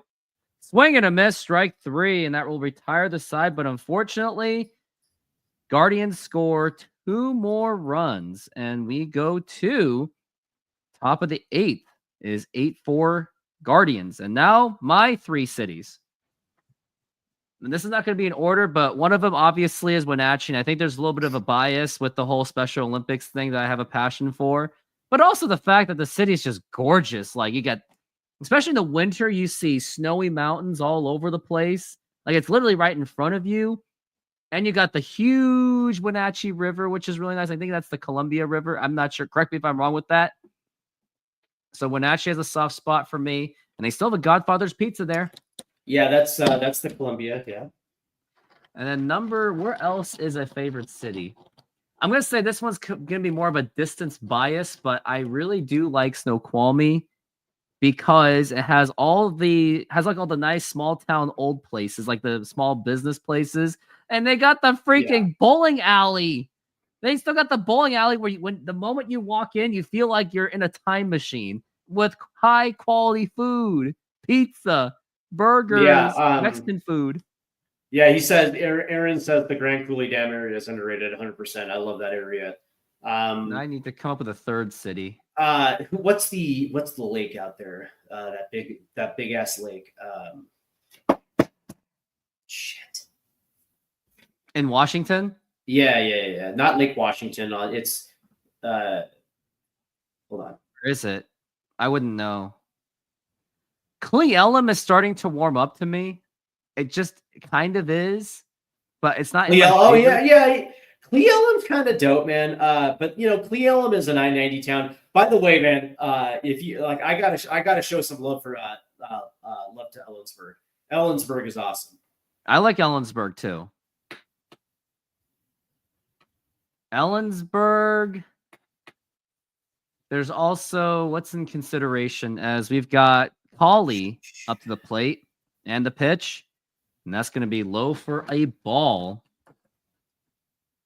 But yeah, what other cities am I going to like? Yeah, Moses Lake, but no, I think it's I want to say it's a lake that's okay. What if you're coming from King County? Let's say you're in Seattle to Bellevue. Which one is the best road trip route? Going up north, where you're going towards Bellingham, you're passing Everett, Marysville. You're going west towards Paulsbo, the Olympics. And if you're going east, you're going towards all the east. He said he's been cow tipping in Ellensburg. Do you like going east towards Ellensburg, Pullman, Wenatchee, or south where you're basically just going to Vancouver and Portland? I like going Highway 2 east. I like going through the North Cascades. Is that the Monroe, the road with Monroe? Yeah. I love that road. If Monroe can just add roundabouts rather than their traffic lights, then it's a perfect town to drive through. And then you're going through Sultan. Yeah, Lake Wenatchee. Pass. And before Wenatchee, you're going through Leavenworth, so you're already a huge eye popper. No, the lake that I was thinking of was Lake Chelan. Lake Chelan. I gotta go there sometime. Oh, the sandwich. $5. Gotta show support even as a Dodgers fan. Hey, you know what, sandwich? I did. Yeah, so you take the North Cascades. Or actually, no, it's not Highway 2. You take Highway 20. That goes out of Burlington through Cedro-Woolley. And then you pass my favorite town of all time, which is Concrete, Washington. I love Concrete. And it goes through, it goes right past Ross Lake. To the north, Ross Lake obviously stretches into Canada. And then you come down 20 and you'll end up in a town called Winthrop, which is a cool little town. And then just south of Winthrop is one of my favorite towns, which is Twist. So, Sandwich, thank you very much for the support. You as a Dodgers fan, I have done a few Dodgers games, did the World Series, did the LCS in a couple games, and I reacted. Part of one of those. There was a reaction, little clip of me reacting to you Dodgers signing Blake Snell, and someone else used my clip for a video as fans melting down on Blake Snell, and I got included in that video. Also, by the way, you can take the Lady of the Lake in Chelan to get to Holden Village, but Baker Lake is also kind of an underrated killer too, right on the base of Mount Baker. I've had some good times up on Baker Lake as well too. They have island camp spots, right? They have these little islands where you literally, the only way you can get to it is via boat. So you take a boat and then you can camp on an island, which is kind of interesting. I spent like 4 days on an island in Baker Lake, and all we did was water ski and fish. And so whatever we caught, we ate. And it was kind of interesting having to take a shit being on an island, but one of those little camp spot islands. But had a great time. Has anyone been to Orcas Island? Yeah, Orcas Island's nice, man. It's very underrated. I've been to Lopez Island, Orcas Island. I've been to San Juan Island. Yeah, San Juans are great, man. If you can withstand the ferry ride. Yes, I can withstand a ferry ride, but those ferries are quite outdated though. Well, right, but I mean, to get to Orcas Island, it's I think 30 minutes from Anacortes. You have to go from Anacortes, and you have to go to that dock. Anacortes is a cool. By the way, Anacortes is a cool town. The only problem with living on an island like Orcas Island is, like, in order to go to the grocery store, you have to take the ferry ride into Anacortes, which I would probably assume is a pain in the ass. So much engagement on this. I really love it, you all. We went from talking Seahawks football, defenses, bad Mariners baseball. By the way, for those that are talking about Alaska, have you guys ever been to Haines, Alaska? No, I've only been to Anchorage. I'm a big fan of Alaska. And I've done my dream is to go moose hunting up in Alaska. But of course there are some laws. There are some laws about out-of-state hunters. But that being said, like some of the best in the world is in Alaska. And I enjoyed it, dude. I've been up there twice, and it's definitely somewhere I wouldn't mind living. We got Jimenez and fly ball to right field to the marine layer, not even the marine layer. And he makes the catch, and that's going to be 2 outs in this inning as Mariners continue to make games very uninteresting, even with the highly anticipated spring breakout and the Mariners hitters. Those prospects still didn't amount to worth of poo-poo. I had didn't do anything. I had some friends that went up to gold mine up in Alaska for a couple of years. Next hitter we've got is Jones. They were actually no idea who that is. The pitch, low for a ball. I heard that these spring training players, the minor leaguers right now, I heard they don't even get paid. I heard they just get free meals. That's all. Yeah. Well, so most players get paid for the championship portion of the season, which is opening day through the end of the season. They have, if they make the playoffs, then there's playoff pay. But some of them do get, some players do definitely get paid in spring training. But for a lot of guys who are going to be playing in the minors, yeah. You know, I don't think I think there might be a stipend, but it's not anything substantial. It's the parts of baseball that doesn't get as much attention.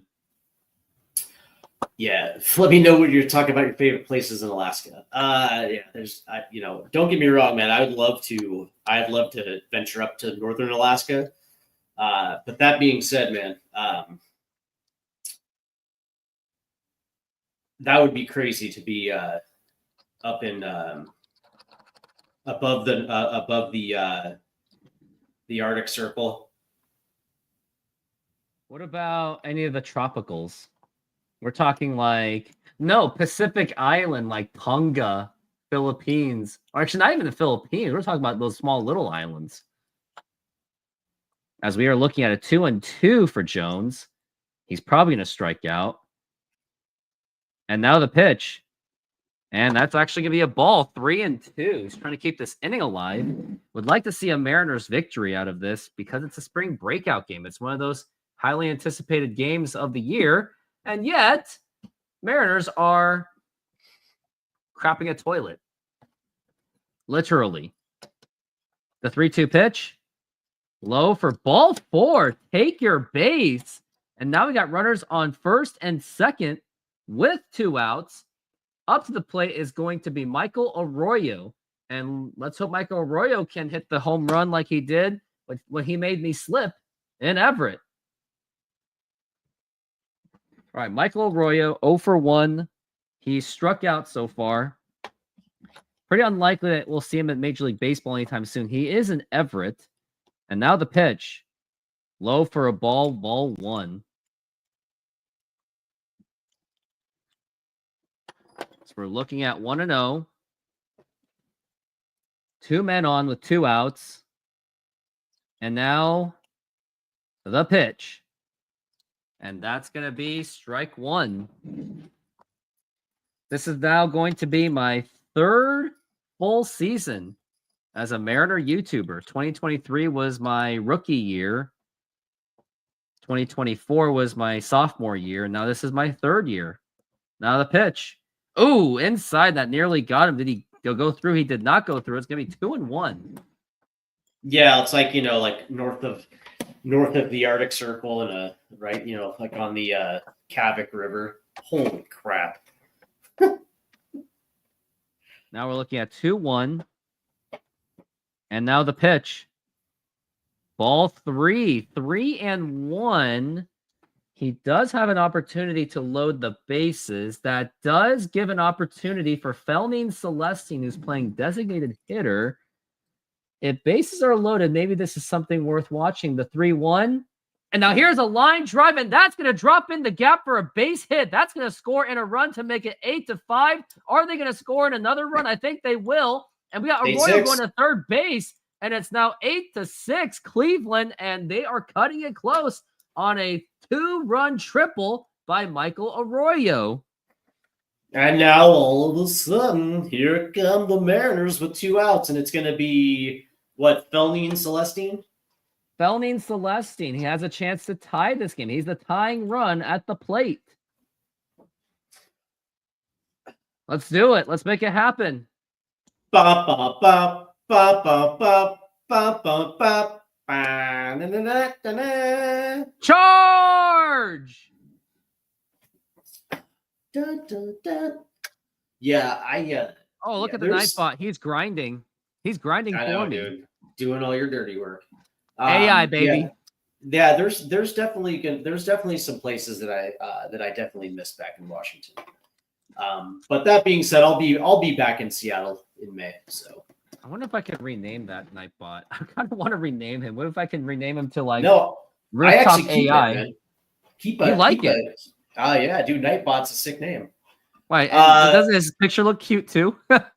I guess. Sure. Felnine Celestine is now 1. You kind of got me on that one. You got me on that one, but all right. He's batting lefty. We got man on third. That's Arroyo. 2. Yeah, spoiler. The pitch, and that's gonna be a foul ball. Hey, don't do that in the playoffs. Wait, they have to make the playoffs. I forgot. Yeah. Oops. Yeah, you got to make the playoffs. Imagine if you did that to me on Yordan Alvarez. Playoffs. As we're looking at 0-1, and now the pitch. It's a ball. And that is ball 1. And you tricked me. Yeah. So you did that. 1-2 now to Felnine Celestine. Oh, it was 0-2. All right. Oh, and then he just pops out to third base now. Oh, isn't that great? Isn't that just great? Isn't that special? So now we'll get, looks like we're going to get, that's going to be the inning. So due up for Cleveland is going to be Bazana. After this, it's going to be Colt Emerson. No, it's going to be Rodin, Sizable, and Packard. So it's going to be pretty underwhelming. Hey. 1, 2, 3. 1, 2, 3. Popped up to third base. You were right. And he makes the catch, and that's going to retire the side. Going into the bottom of the 8th inning. I'll tell you what, though, right? Because I'm starting to explore Michigan a little bit, and I'll tell you what, man. Michigan's got some spots that rival hit the spot, that rival some of the things that Washington has to offer. Really? Although I will say it's different. It's a different. Like, listen, man. I'll say this: beautiful is beautiful, no matter where you are, but it's just a different kind, right? Up in the upper peninsula, man, it's unbelievable, man. You have just a different type of bird that's up there compared to Washington. There's some spots in Washington that are absolutely breathtaking, especially in the forests. But that being said, man, Michigan's got some really cool spots, man. Back to Washington. How about that road 97? Once you're about to hit to Ellensburg, and then that 97 leads you to Wenatchee. The only suckish part is you lose your signal, but it's about appreciating the nature that you see. Yeah, like what's funny, it's like I disagree because I went to some place in Michigan and I just didn't like it, so it sucks. Michigan sucks. It's like, come on, man. The UP is great. There's spots like when you go up north on 75 in Michigan, you'll hit a town. As a matter of fact, that's where Uncle Ted lives, man.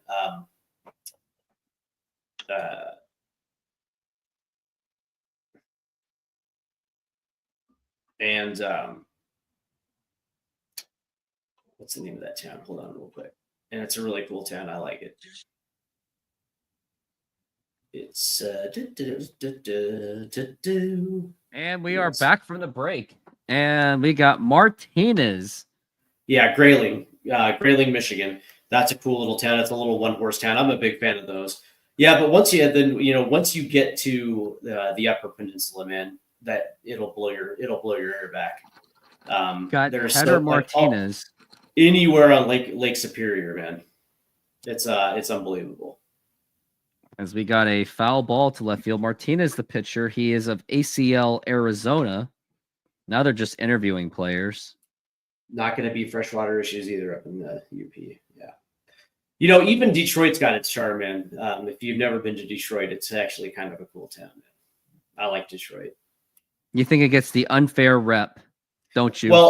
Well, back in the 70s and 80s, and certainly after the crash of 2008. The crash, it wasn't exactly the safest places to be.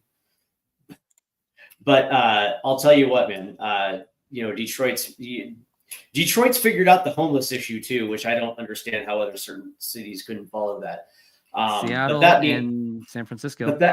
But that being said, once you start seeing Gucci and Versace stores in the downtown corridor, it's a safe place to be for tourists. What they did was there was a lot of abandoned buildings in Detroit, and what they ended up doing was the city ended up purchasing them and then turning them into halfway homes, or they turned them into on-site drug treatment, and then also with on-site psychologists or psychiatrists to help. And they're still homeless on the streets, but it's not even remotely. They took some of these abandoned downtown buildings and turned them into homeless housing. So they figured it out.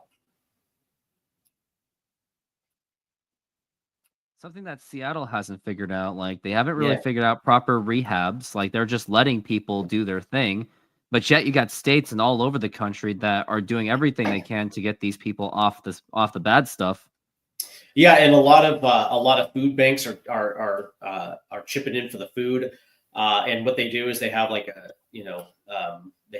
cafeteria downstairs where they can get breakfast, lunch, and dinner. And they have, you can't necessarily convince somebody that just wants to live on the street and do drugs to move into one of these and go to drug treatment. It's not a priority to live there, but you're off the streets in the winter. And if you want to, it's there. They have services there. So if you want to, it's available. But it's a place where you can get out of the cold, have a blanket over you, sleep in a bed, and you get 3 meals a day, and you're off the streets. The only thing is, from what I was told, obviously you can't use drugs in these places, but it's a good solution. It basically what it ended up doing was it utilized a lot of buildings that were going to waste, and it killed 3 birds at one time. I give Detroit a lot of creativity on that one, but that's the problem with Seattle. It's like a lot of that downtown real estate is so freaking expensive that number one, there's not going to be any abandoned buildings in the downtown Seattle corridor, but number two, even if there was, it would never ever go to something like that. TC, yes, you are correct. Isn't Aurora Boulevard yes and no? Depends on which stretch of the host row you're on. Like from South Lake Union, from that part of Aurora going over the Aurora Bridge, 100%. You can get good deals on pussy on that stretch of Aurora, but as soon as you cross the Aurora Bridge, man, it's a little bit different. Seattle Mariners put the kibosh,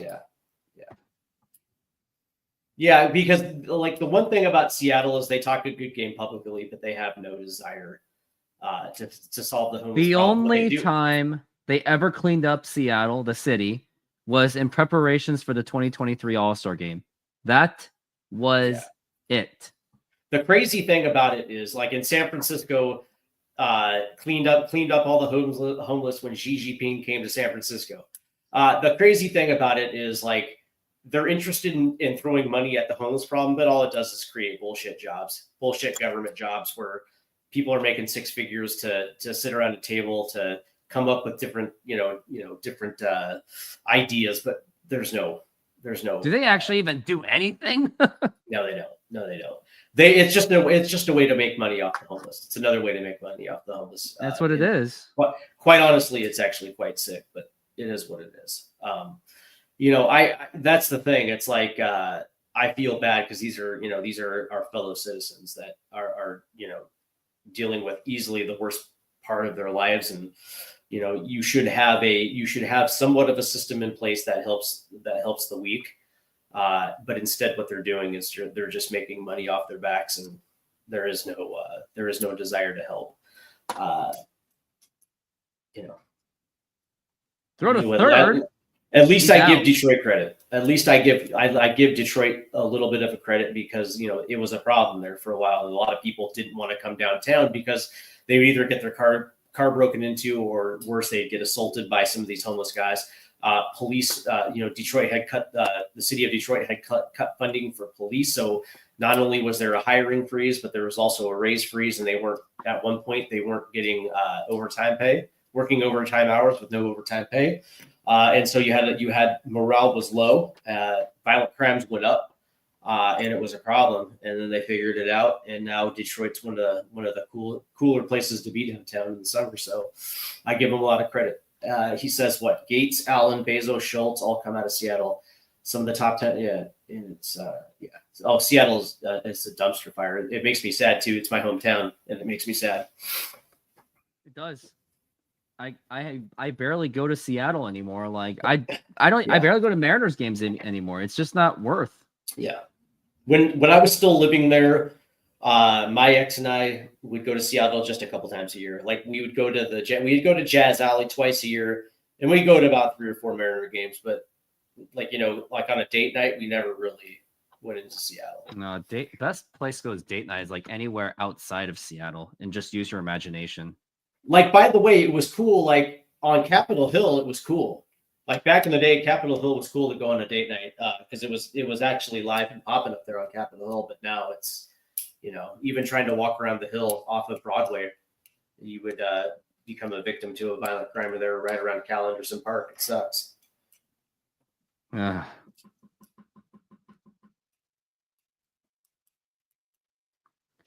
Well, we got one more inning. I had the best time in my 20s up on Capitol Hill. It was a great place, man. To be a 20-year-old in Seattle was great. They actively block higher wages for employees while making billions. The Seattle companies. Yeah, but they'll stand on, the Seattle politicians will stand on, they raise the minimum wage to $15 an hour. It's like, yeah, that's still doesn't. You still cannot. No, it's not 15 anymore. We're talking 20 and 25s now. Okay, that's still not enough to rent an apartment in Seattle. No, like, that's the thing. Like, I don't want to mean to go political, but even if minimum wage lifestyle was sustainable, I still wouldn't want that lifestyle because I don't want to be stuck. You just don't want to be stuck. Sports is pricing out of the average fan. I like watching from home with my own food and bathroom, and you like watching me on YouTube giving somewhat play-by-play. What's funny is, I was thinking about getting season tickets for the Lions. I was thinking about it. And then I saw how much a season ticket costs, and I was like, you know what, man? I can enjoy this game. And I don't watch a lot of Lions games, right? I was going to get a season ticket along with my brother-in-law and my nephew, because it was something that we like to do as a family. We like to go to the average Lions game once a year, but we were thinking about potentially going more. And I looked at the price of season tickets. I'm like, what would be great to actually come over to your house and watch the game instead of going down to Detroit and paying those prices. Good Lord. Aaron, I appreciate that, and expect me. My goal for the season is to do 100 live streams for the Seattle Mariners. That's the goal. And I'm sure I'll be around for some of them. I would imagine you, Jay Trident, or any of my friends, or myself, or this fella. He's always here. Darth Vader? Yep. And by the way, I will be with Jay Trident Podcast in Peoria tomorrow. So stay tuned for a show. I hope you guys have live show. There, it'll be great. Won't be a live show, just be a recorded show, but at least you'll see me in the background other than this. Yeah, I hope you guys have a good time down there. But yeah, like I'm more of a TC type of guy. Sports is pricing out the average fan. Yeah, and what's funny is like I hear it a lot, in the soccer realm, where teams are raising ticket prices, and I'm like, do you know why they do that? It's not because inflation. It's because they can do it.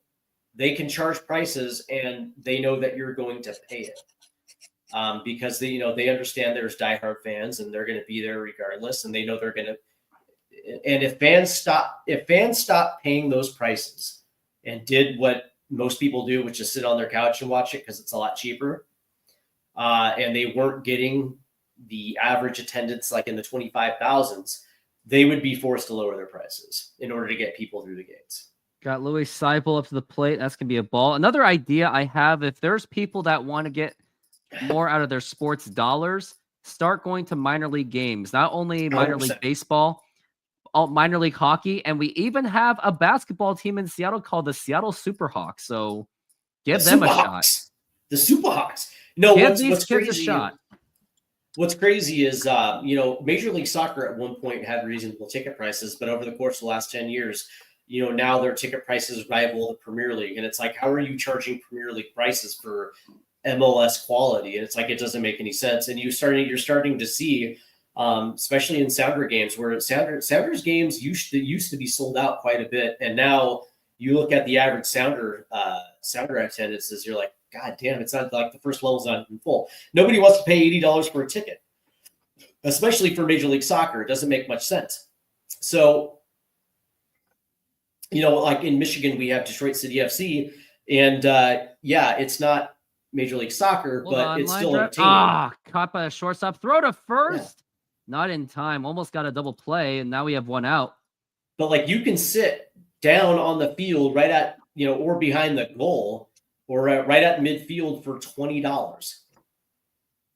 You know what I mean? Like, all it takes you is the gas to get down there. But like, if you you're absolutely right. If you want to enjoy sports, man, there's a lot of good minor league.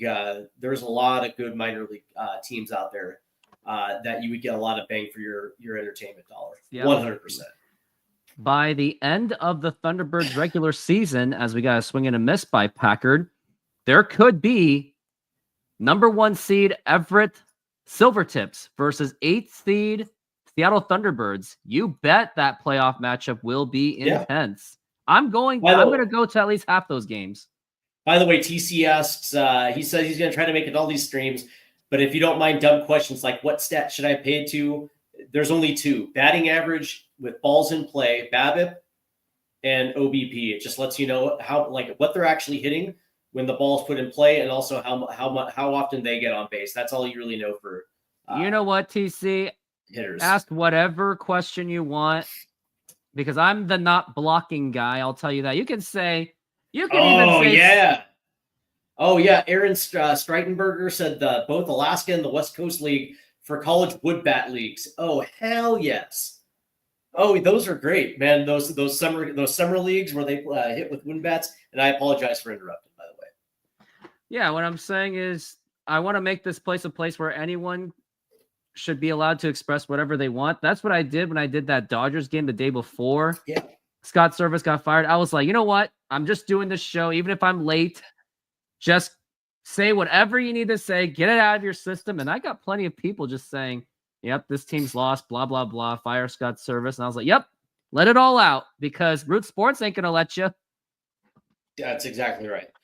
Speaking of live streams, tomorrow morning at 7 a.m. Eastern time, I have Dave Harris of the Irish Hotspur coming on the show to talk Tottenham Hotspur football. That's tomorrow morning, 7 a.m.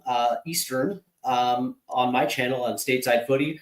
And it is your American soccer podcast. So for all you soccer fans out there that like the U.S. men's national team and Major League Soccer, even some USL, that is the channel to subscribe to. And we do talk a lot of English Premier League from time to time. So.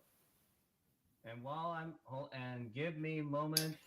I want to see the Savannah Bananas, you and me both. That actually sounds like a good show to go to, right? Because they do like the Harlem Globetrotter type of deal where they play like the party animals all the time. And there it is right there. Yep. We got Caleb Colley on the plate. He has a chance to actually give the Mariners the lead at 8-6. Here's the pitch. And the ball gets away, and nobody's moving, though. Although this has been a very weird game to watch, it still Mariners actually have at least give it a reason to watch.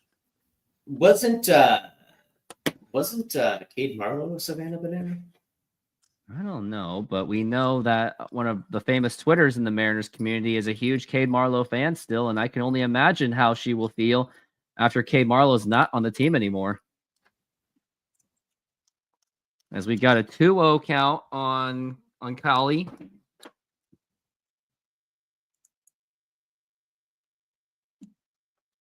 We got a man warming up in the bullpen. Caleb Cali has a strikeout and a walk so far. And now here's the 2-0. Inside for ball 3. And on deck is going to be Michael Arroyo again, who did get a 2-run triple. Let's hope that the Mariners can keep this momentum going as we've got 3-0 and the pitch. And that is ball 4. Take your base. Oh, yeah. Cade Marlowe had a grand slam home run against the Angels and then pretty much disappeared right after that. I support those Chelsea Blues. Fuck you, man. I'm just playing. That's you're a Chelsea fan. That's funny. It's like I'm a front runner. I support Manchester City and Chelsea. You know, I got bold predictions for the World Cup. Go ahead. The games, any South American games, are going to be heavily sold out. That's all I'm going to say.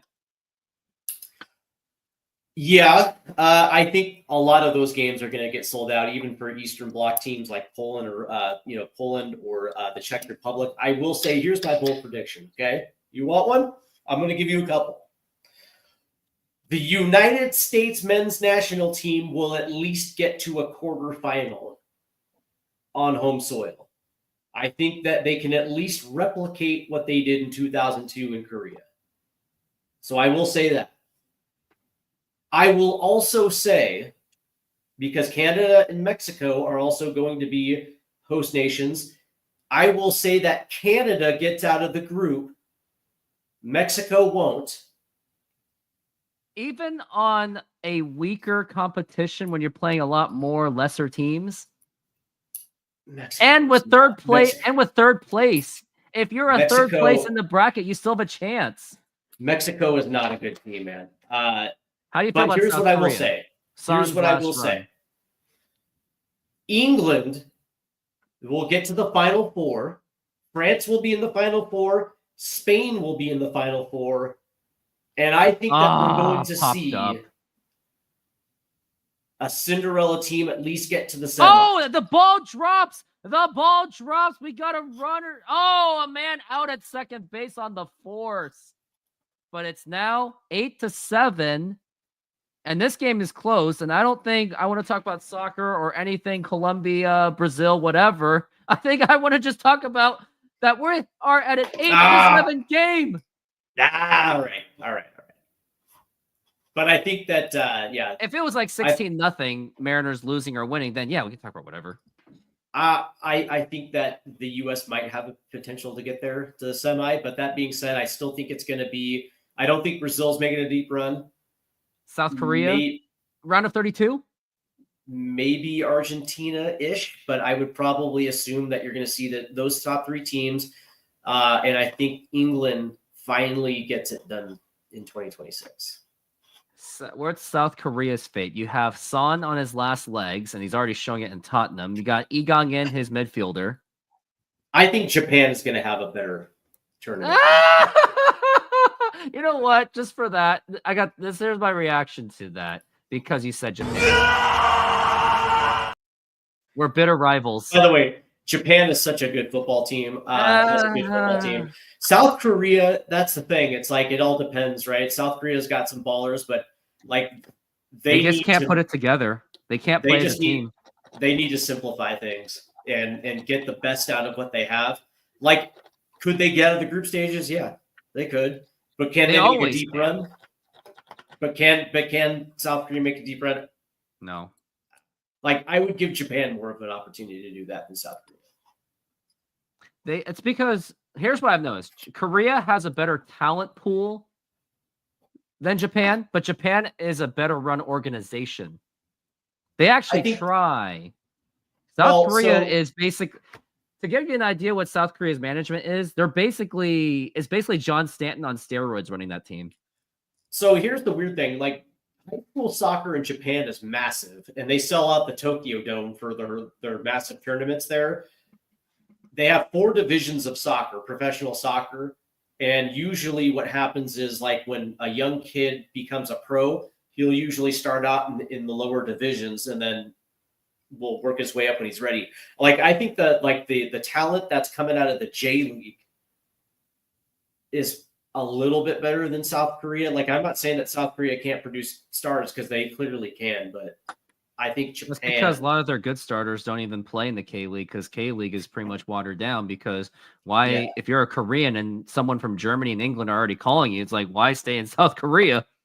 I'm curious to see how Yang Min Huk is gonna pan out. We got Yang Min Huk from Korea, came to Tottenham in January, went out on loan. He's with QPR right now. I'm curious to see exactly how that kid develops. Is he a midfielder? He's a winger, left winger. He's actually he's pretty good, man. He's pretty good. Like, he ripped up the K League for 2 years. Like, he ripped up the K League for the last 2 years. He's like 18 years old. I think he became a professional at 16. He's awesome. Well, he's Korea better pick up on who he is. And by the way, we got Jimenez up to the plate. I think he made his full Korea international debut this year. I'll look him up. We got Jimenez. Yang Min Hyuk. We got 2-0 so far. Let's go. The Who's pitch. Right it's popped up to left field, and this will do it. There it is. And he makes the catch, and the ball game is over. And the highlights of the game were Ty Pete home runs, Michael Arroyo 2-run triple, and Nottingham making up for his bad error with a 2-run home run. That was basically it. And we got to see switch-hander thrower. I can never say his name. Gerangelo, whatever. Let's see. It's deja vu. It says M's lost 8-7 earlier to Cleveland of the day. Yeah. It was the ML. Yeah. This was, this is the like the futures game. It was cool. It was cool. He never got. He's not getting a call up. I looked him up. Young Min Huk, or Huk Young Min. He is 18 years old, which means he's basically invisible to the Korean organization. Yeah. So he will not get. I thought he made his. I thought he got a cap early. He didn't get the cap. Okay. For the qualifiers. And Aaron's right. Oh well, it's spring training, but it's still nice to see some good baseball at least before the season starts. Yeah, like, it would have been nice to see the Mariners take this one, but that being said, he's right. It's spring training. It doesn't necessarily matter, but that being said, man, it would have been nice to see. It would have been nice to see the prospects, the kids, but they didn't really do much. Out. They didn't really do much. Like Cole Young did almost nothing. Celestine just got a hit. Montez was a goose egg. Yeah, it was very disappointing. Like, even if the Mariners lost it, if the Mariners lost this game, but the prospects like balled out, fine, I'll take it. Because usually in spring training, you don't really care how the team does. You just care about how the prospects do. That's like when you're watching minor leagues. You don't really care how the prospects. No, you don't care about how the team does, win or lose.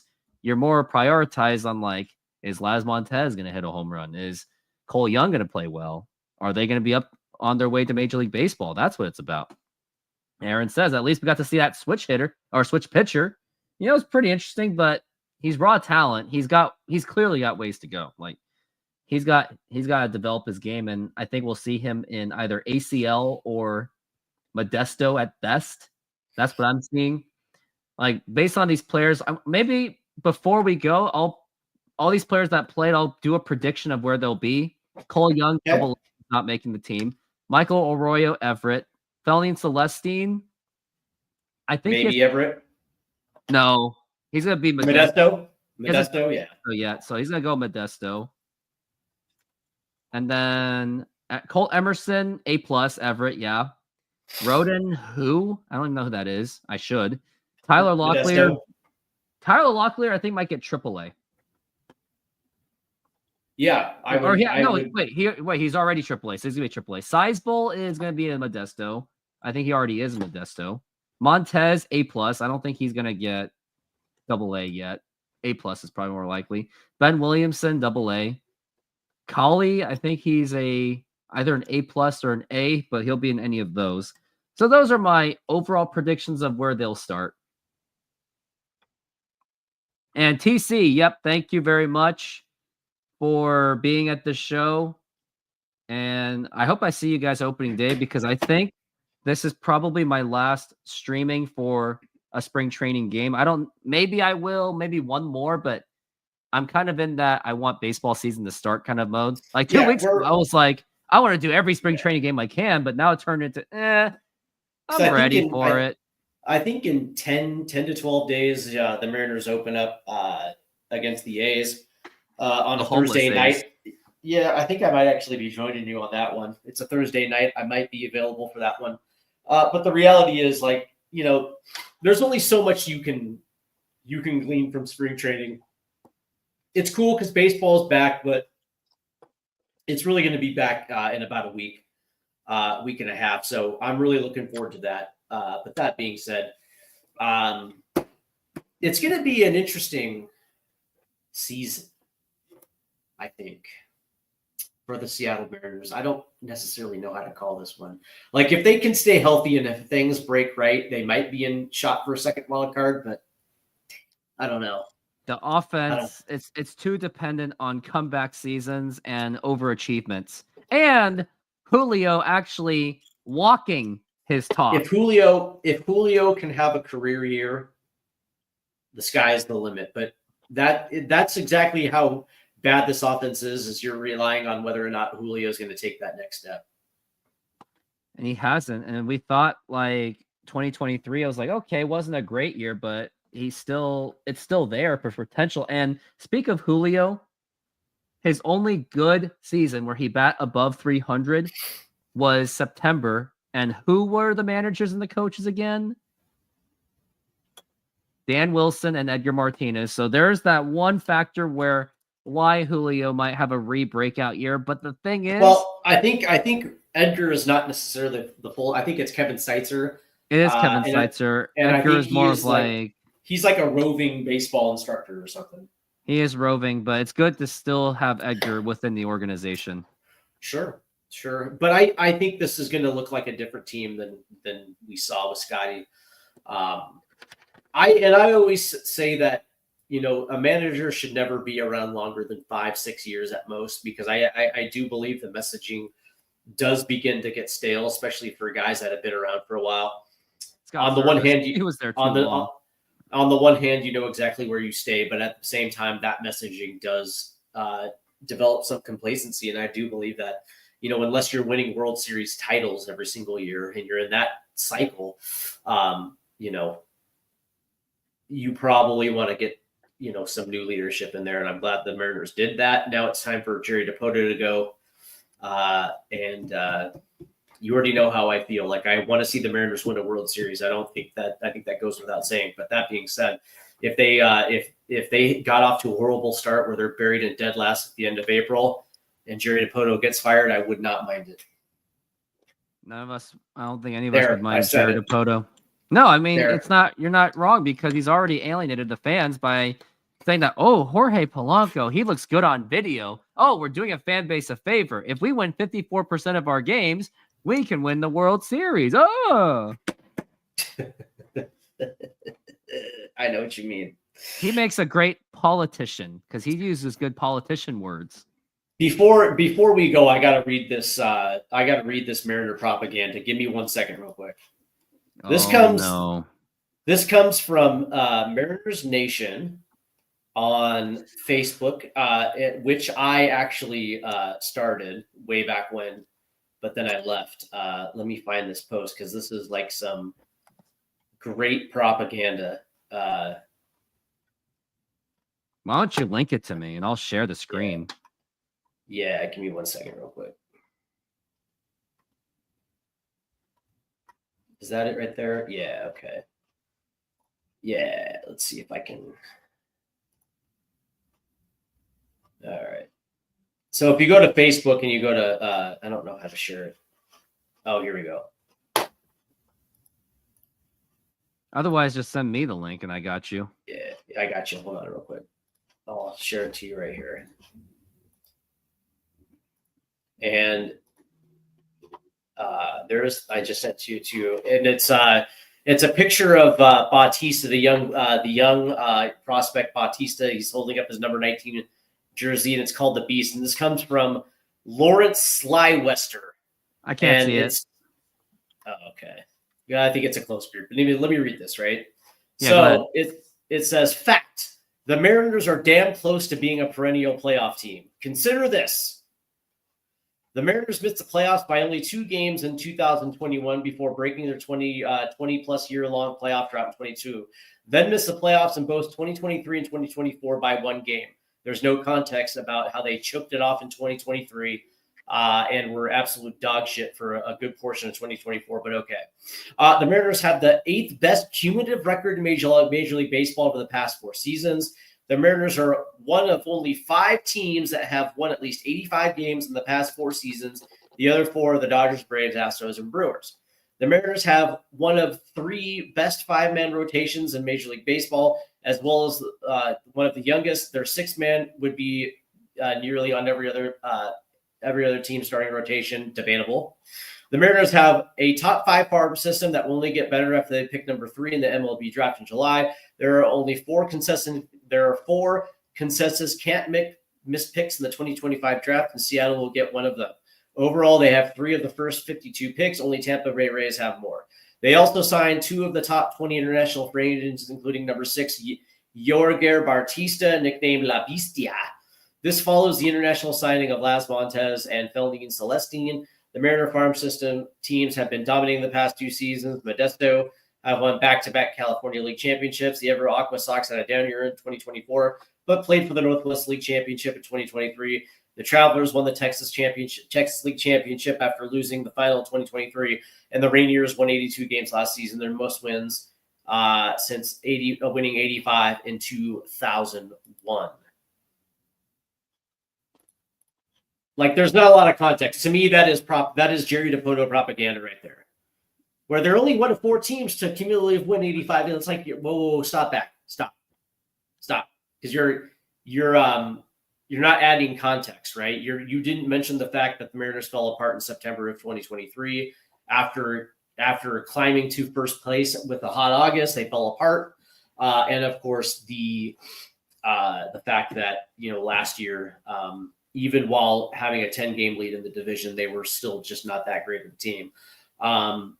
And of course, it all fell apart again, only to rebound in September a little bit. But that being said, it's like, yeah, this team is good enough to win 81 to 84 games because they're not bad, because their pitching is going to allow them to win those type of games. But they're stuck in this cycle of being they're spinning their wheels as a fringe bubble playoff team. Like, they're stuck spinning their wheels, and they know what they have to do. Okay, they know what they have to do, which is be aggressive, and if you're not going to use your money in free agency, then you're going to have to use some of your prospects to get better. They refuse to do it. But for me, I think there's not a lot of context with that, and to me, it's propaganda. But yeah, no, it's like there's a lot of fans that are really drinking the Jerry Kool-Aid out there that actually. They're like, well, yeah, if you do win 54% of your games, you should statistically be in the playoffs. Like, in a 10-year stretch, you should get there. Yeah, 6 out of those 10 years. And it's like, yeah, but you also have to be a good team. You also have to play both facets of the game, and you have to play 600 ball at home. And that's also the problem. The Mariners don't take care of business. Are they a good team? Yes. Are they a playoff team? No. Are they in a position where they can get to a World Series? I don't think so. Unfortunately not, no. But thanks for pointing out that article. It's still sad that we're still seeing people still simping for the Mariners in that kind of capacity. And it makes me question. because everybody remembers 2022 and getting to the playoffs. They remember the Cal Raleigh home run and I already forgot all that about good it. and all that's great, but it's like they had so much momentum going into 2023 and they dropped the ball. And they've actually gotten worse. They've actually gotten worse from that high. Just to think that 2022 is like a nostalgic thing now, which is really sad to say. Like, and it almost feels like 2022 was like 10 years ago. That's how long these couple seasons have been. And we're still not out of the woods yet because George Kirby may or may not be shut down for the season. We still have no idea what type of injury George Kirby's dealing with. And we're not going to get Matt Brash back for a while either.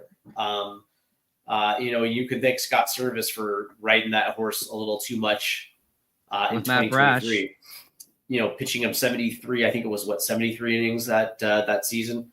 For me, that's the thing. It's like things have to break right for the Mariners this season.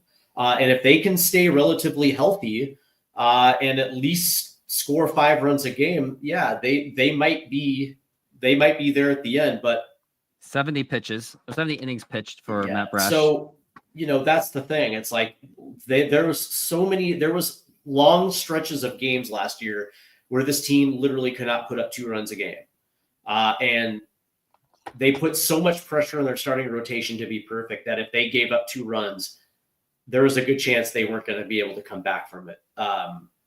But they were good when they took the lead, right? If the Mariners were able to take the lead early, they were good enough to win those ball games. But from the high of 2021, where the Mariners were very good in 1-run games, or coming back to take a lead, the Mariners were very good in 1-run games. That's actually one of their weak points now, is they're not very good in 1-run games. They don't really come back a lot. So a lot of things are going to have to change. But that being said, if there's any indication of September of last year with Dan Wilson, then I think it might be trending in the right direction. We'll see. Only hope, because then you have to factor in like who did they play during those times and who was hot, who was too hot that he may not be able to sustain the hotness. Like Victor Robles was extremely hot, but is he going to sustain another 300+ season? I don't think so. I don't see it. So Aaron Streitenberger says that if Houston was in the Central, it'd be better for baseball. Okay, that's great. Well, who are you going to replace Houston with in the West? Yeah, you're not. Well, there also is talk that Portland might be getting a team. I know that they're trying to build a stadium down there, but so will that be via expansion, or are they going to just relocate someone? I don't know. Unlike football, baseball has a weak salary cap rule. They don't have a salary cap. They have a luxury tax threshold that I guess works as a little bit of a soft cap, where if you go over that limit, then you're taxed heavily. But there is no salary cap in baseball. I would reorganize the West entirely, meaning what? What, I ask? I wouldn't mind seeing the Astros back in the National League, to be honest with you. I mean, the thing is, we can always say that more playoff spots, division realignments, where teams should be, but the bottom line is the Mariners I would like to see Houston go back to the National League, but in the West, and the Arizona Diamondbacks come into the AL West. I know, it's all fine and dandy and all that. I know. So he says AL, Seattle, Sacramento, Colorado, KC, Texas, Kansas City in the West. What about the Angels? Yeah, what about the Angels? No, but the bottom line is we can see. I wouldn't mind Colorado in the West. I would if it was Seattle, Sacramento, Colorado, LA, and Texas. Yeah, that's cool.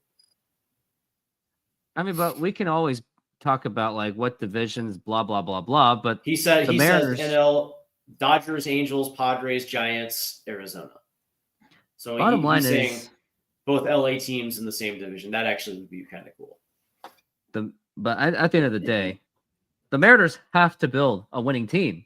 Like whether you have this team or that team, still have to build a winning team. Like the Mariners could have sometimes the weakest division and they are still going to screw it up because of complacency. They're going to be like, oh, we're playing in the AL Central now? Okay, we don't have to add these players. We don't have to our payroll could be $8 million. Well, what's funny, though, is if you think back, like when Major League Baseball went to a 3-division format, the Mariners were in the only division with 3 other teams for like a 2-decade. Like, they missed their opportunity so many. Like, you only had to beat 3 other teams to win the division. Like, they squandered that opportunity.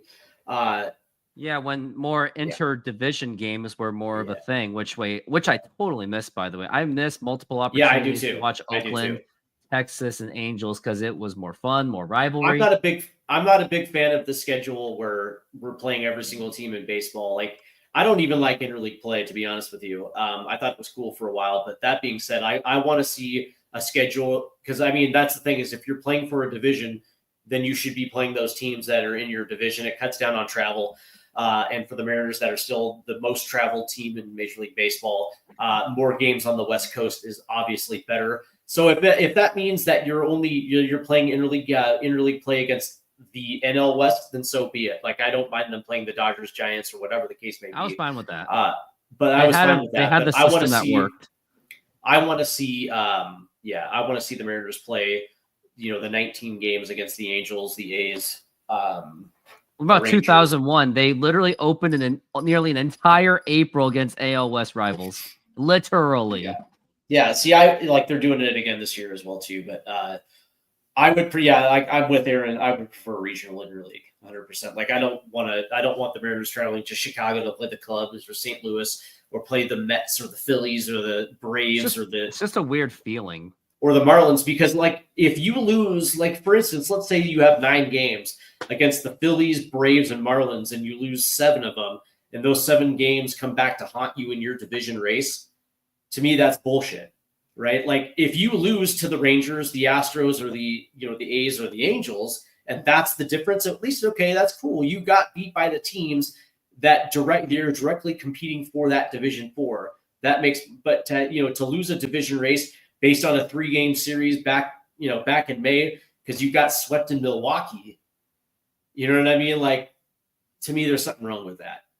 Well, how about the fact that at least if you lose to an AL West team, at least it's like you controlled your own destiny. But then when you lose a game in National League or even like AL Central and East, there's nothing you can do about it unless those other AL West teams lose. But interleague play does not have the same design as when it was introduced because it was introduced to help owners make more money. So instead of playing a Tuesday evening game against the Kansas City Royals where 10,000 people might show up, well, now you have, the Dodgers or the Giants coming in and, that might bring in 25, 30,000 people to your stadium. And you're going to sell more tickets, which means you're going to sell more merchandising concessions and all that good stuff. That's what interleague play was designed to do, to help owners make more money when otherwise they would have lulls in their schedule. But the thing about it is the new shiny thing on the block faded. And now you're starting to see that even when good teams from the National League come in, you're not seeing those crowds unless it's, maybe the Dodgers, but you get what I'm saying. It's like the whole purpose of interleague play has been tweaked and now it's faded to a point where I don't know, man. I liked it when AL teams play AL teams because it made the World Series a lot better. When you were facing a team from the American League for the first time in the World Series, it made for a better World Series. Now everybody knows everything about every single player. Like, there's no secrets anymore between leagues, and that aspect of the game they need to get back to that, because I actually think that it created just phenomenal All-Star games and phenomenal World Series. It really did. Well, I hate to say it, but I got to wake up at 3 a.m. to get to a plane. So time to hit the hay. We'll pack my bags, of course. But everyone, thank you for the engagement. Thank you, Steve, once again. Thank you, Aaron. Thank you, Reflect the Sun. Thank you, TC. Thank you to the Dodger Man, the sandwich, for giving me a $5 sandwich. $5 sandwich. Any 5. Yep. And we'll see you later. At least I'll see you. Hopefully I'll see you by opening day because I have plane fright. So there's that. And yep. Have a good time down in Arizona, man. Will do. And painfully saying, go Mariners. Tell Joe Trident, tell him I said hello, and you guys have a great time down. Absolutely. And last but not least, go Cougs. And yeah, I guess go Mariners. Yeah, I guess. Go Mariners. Yeah.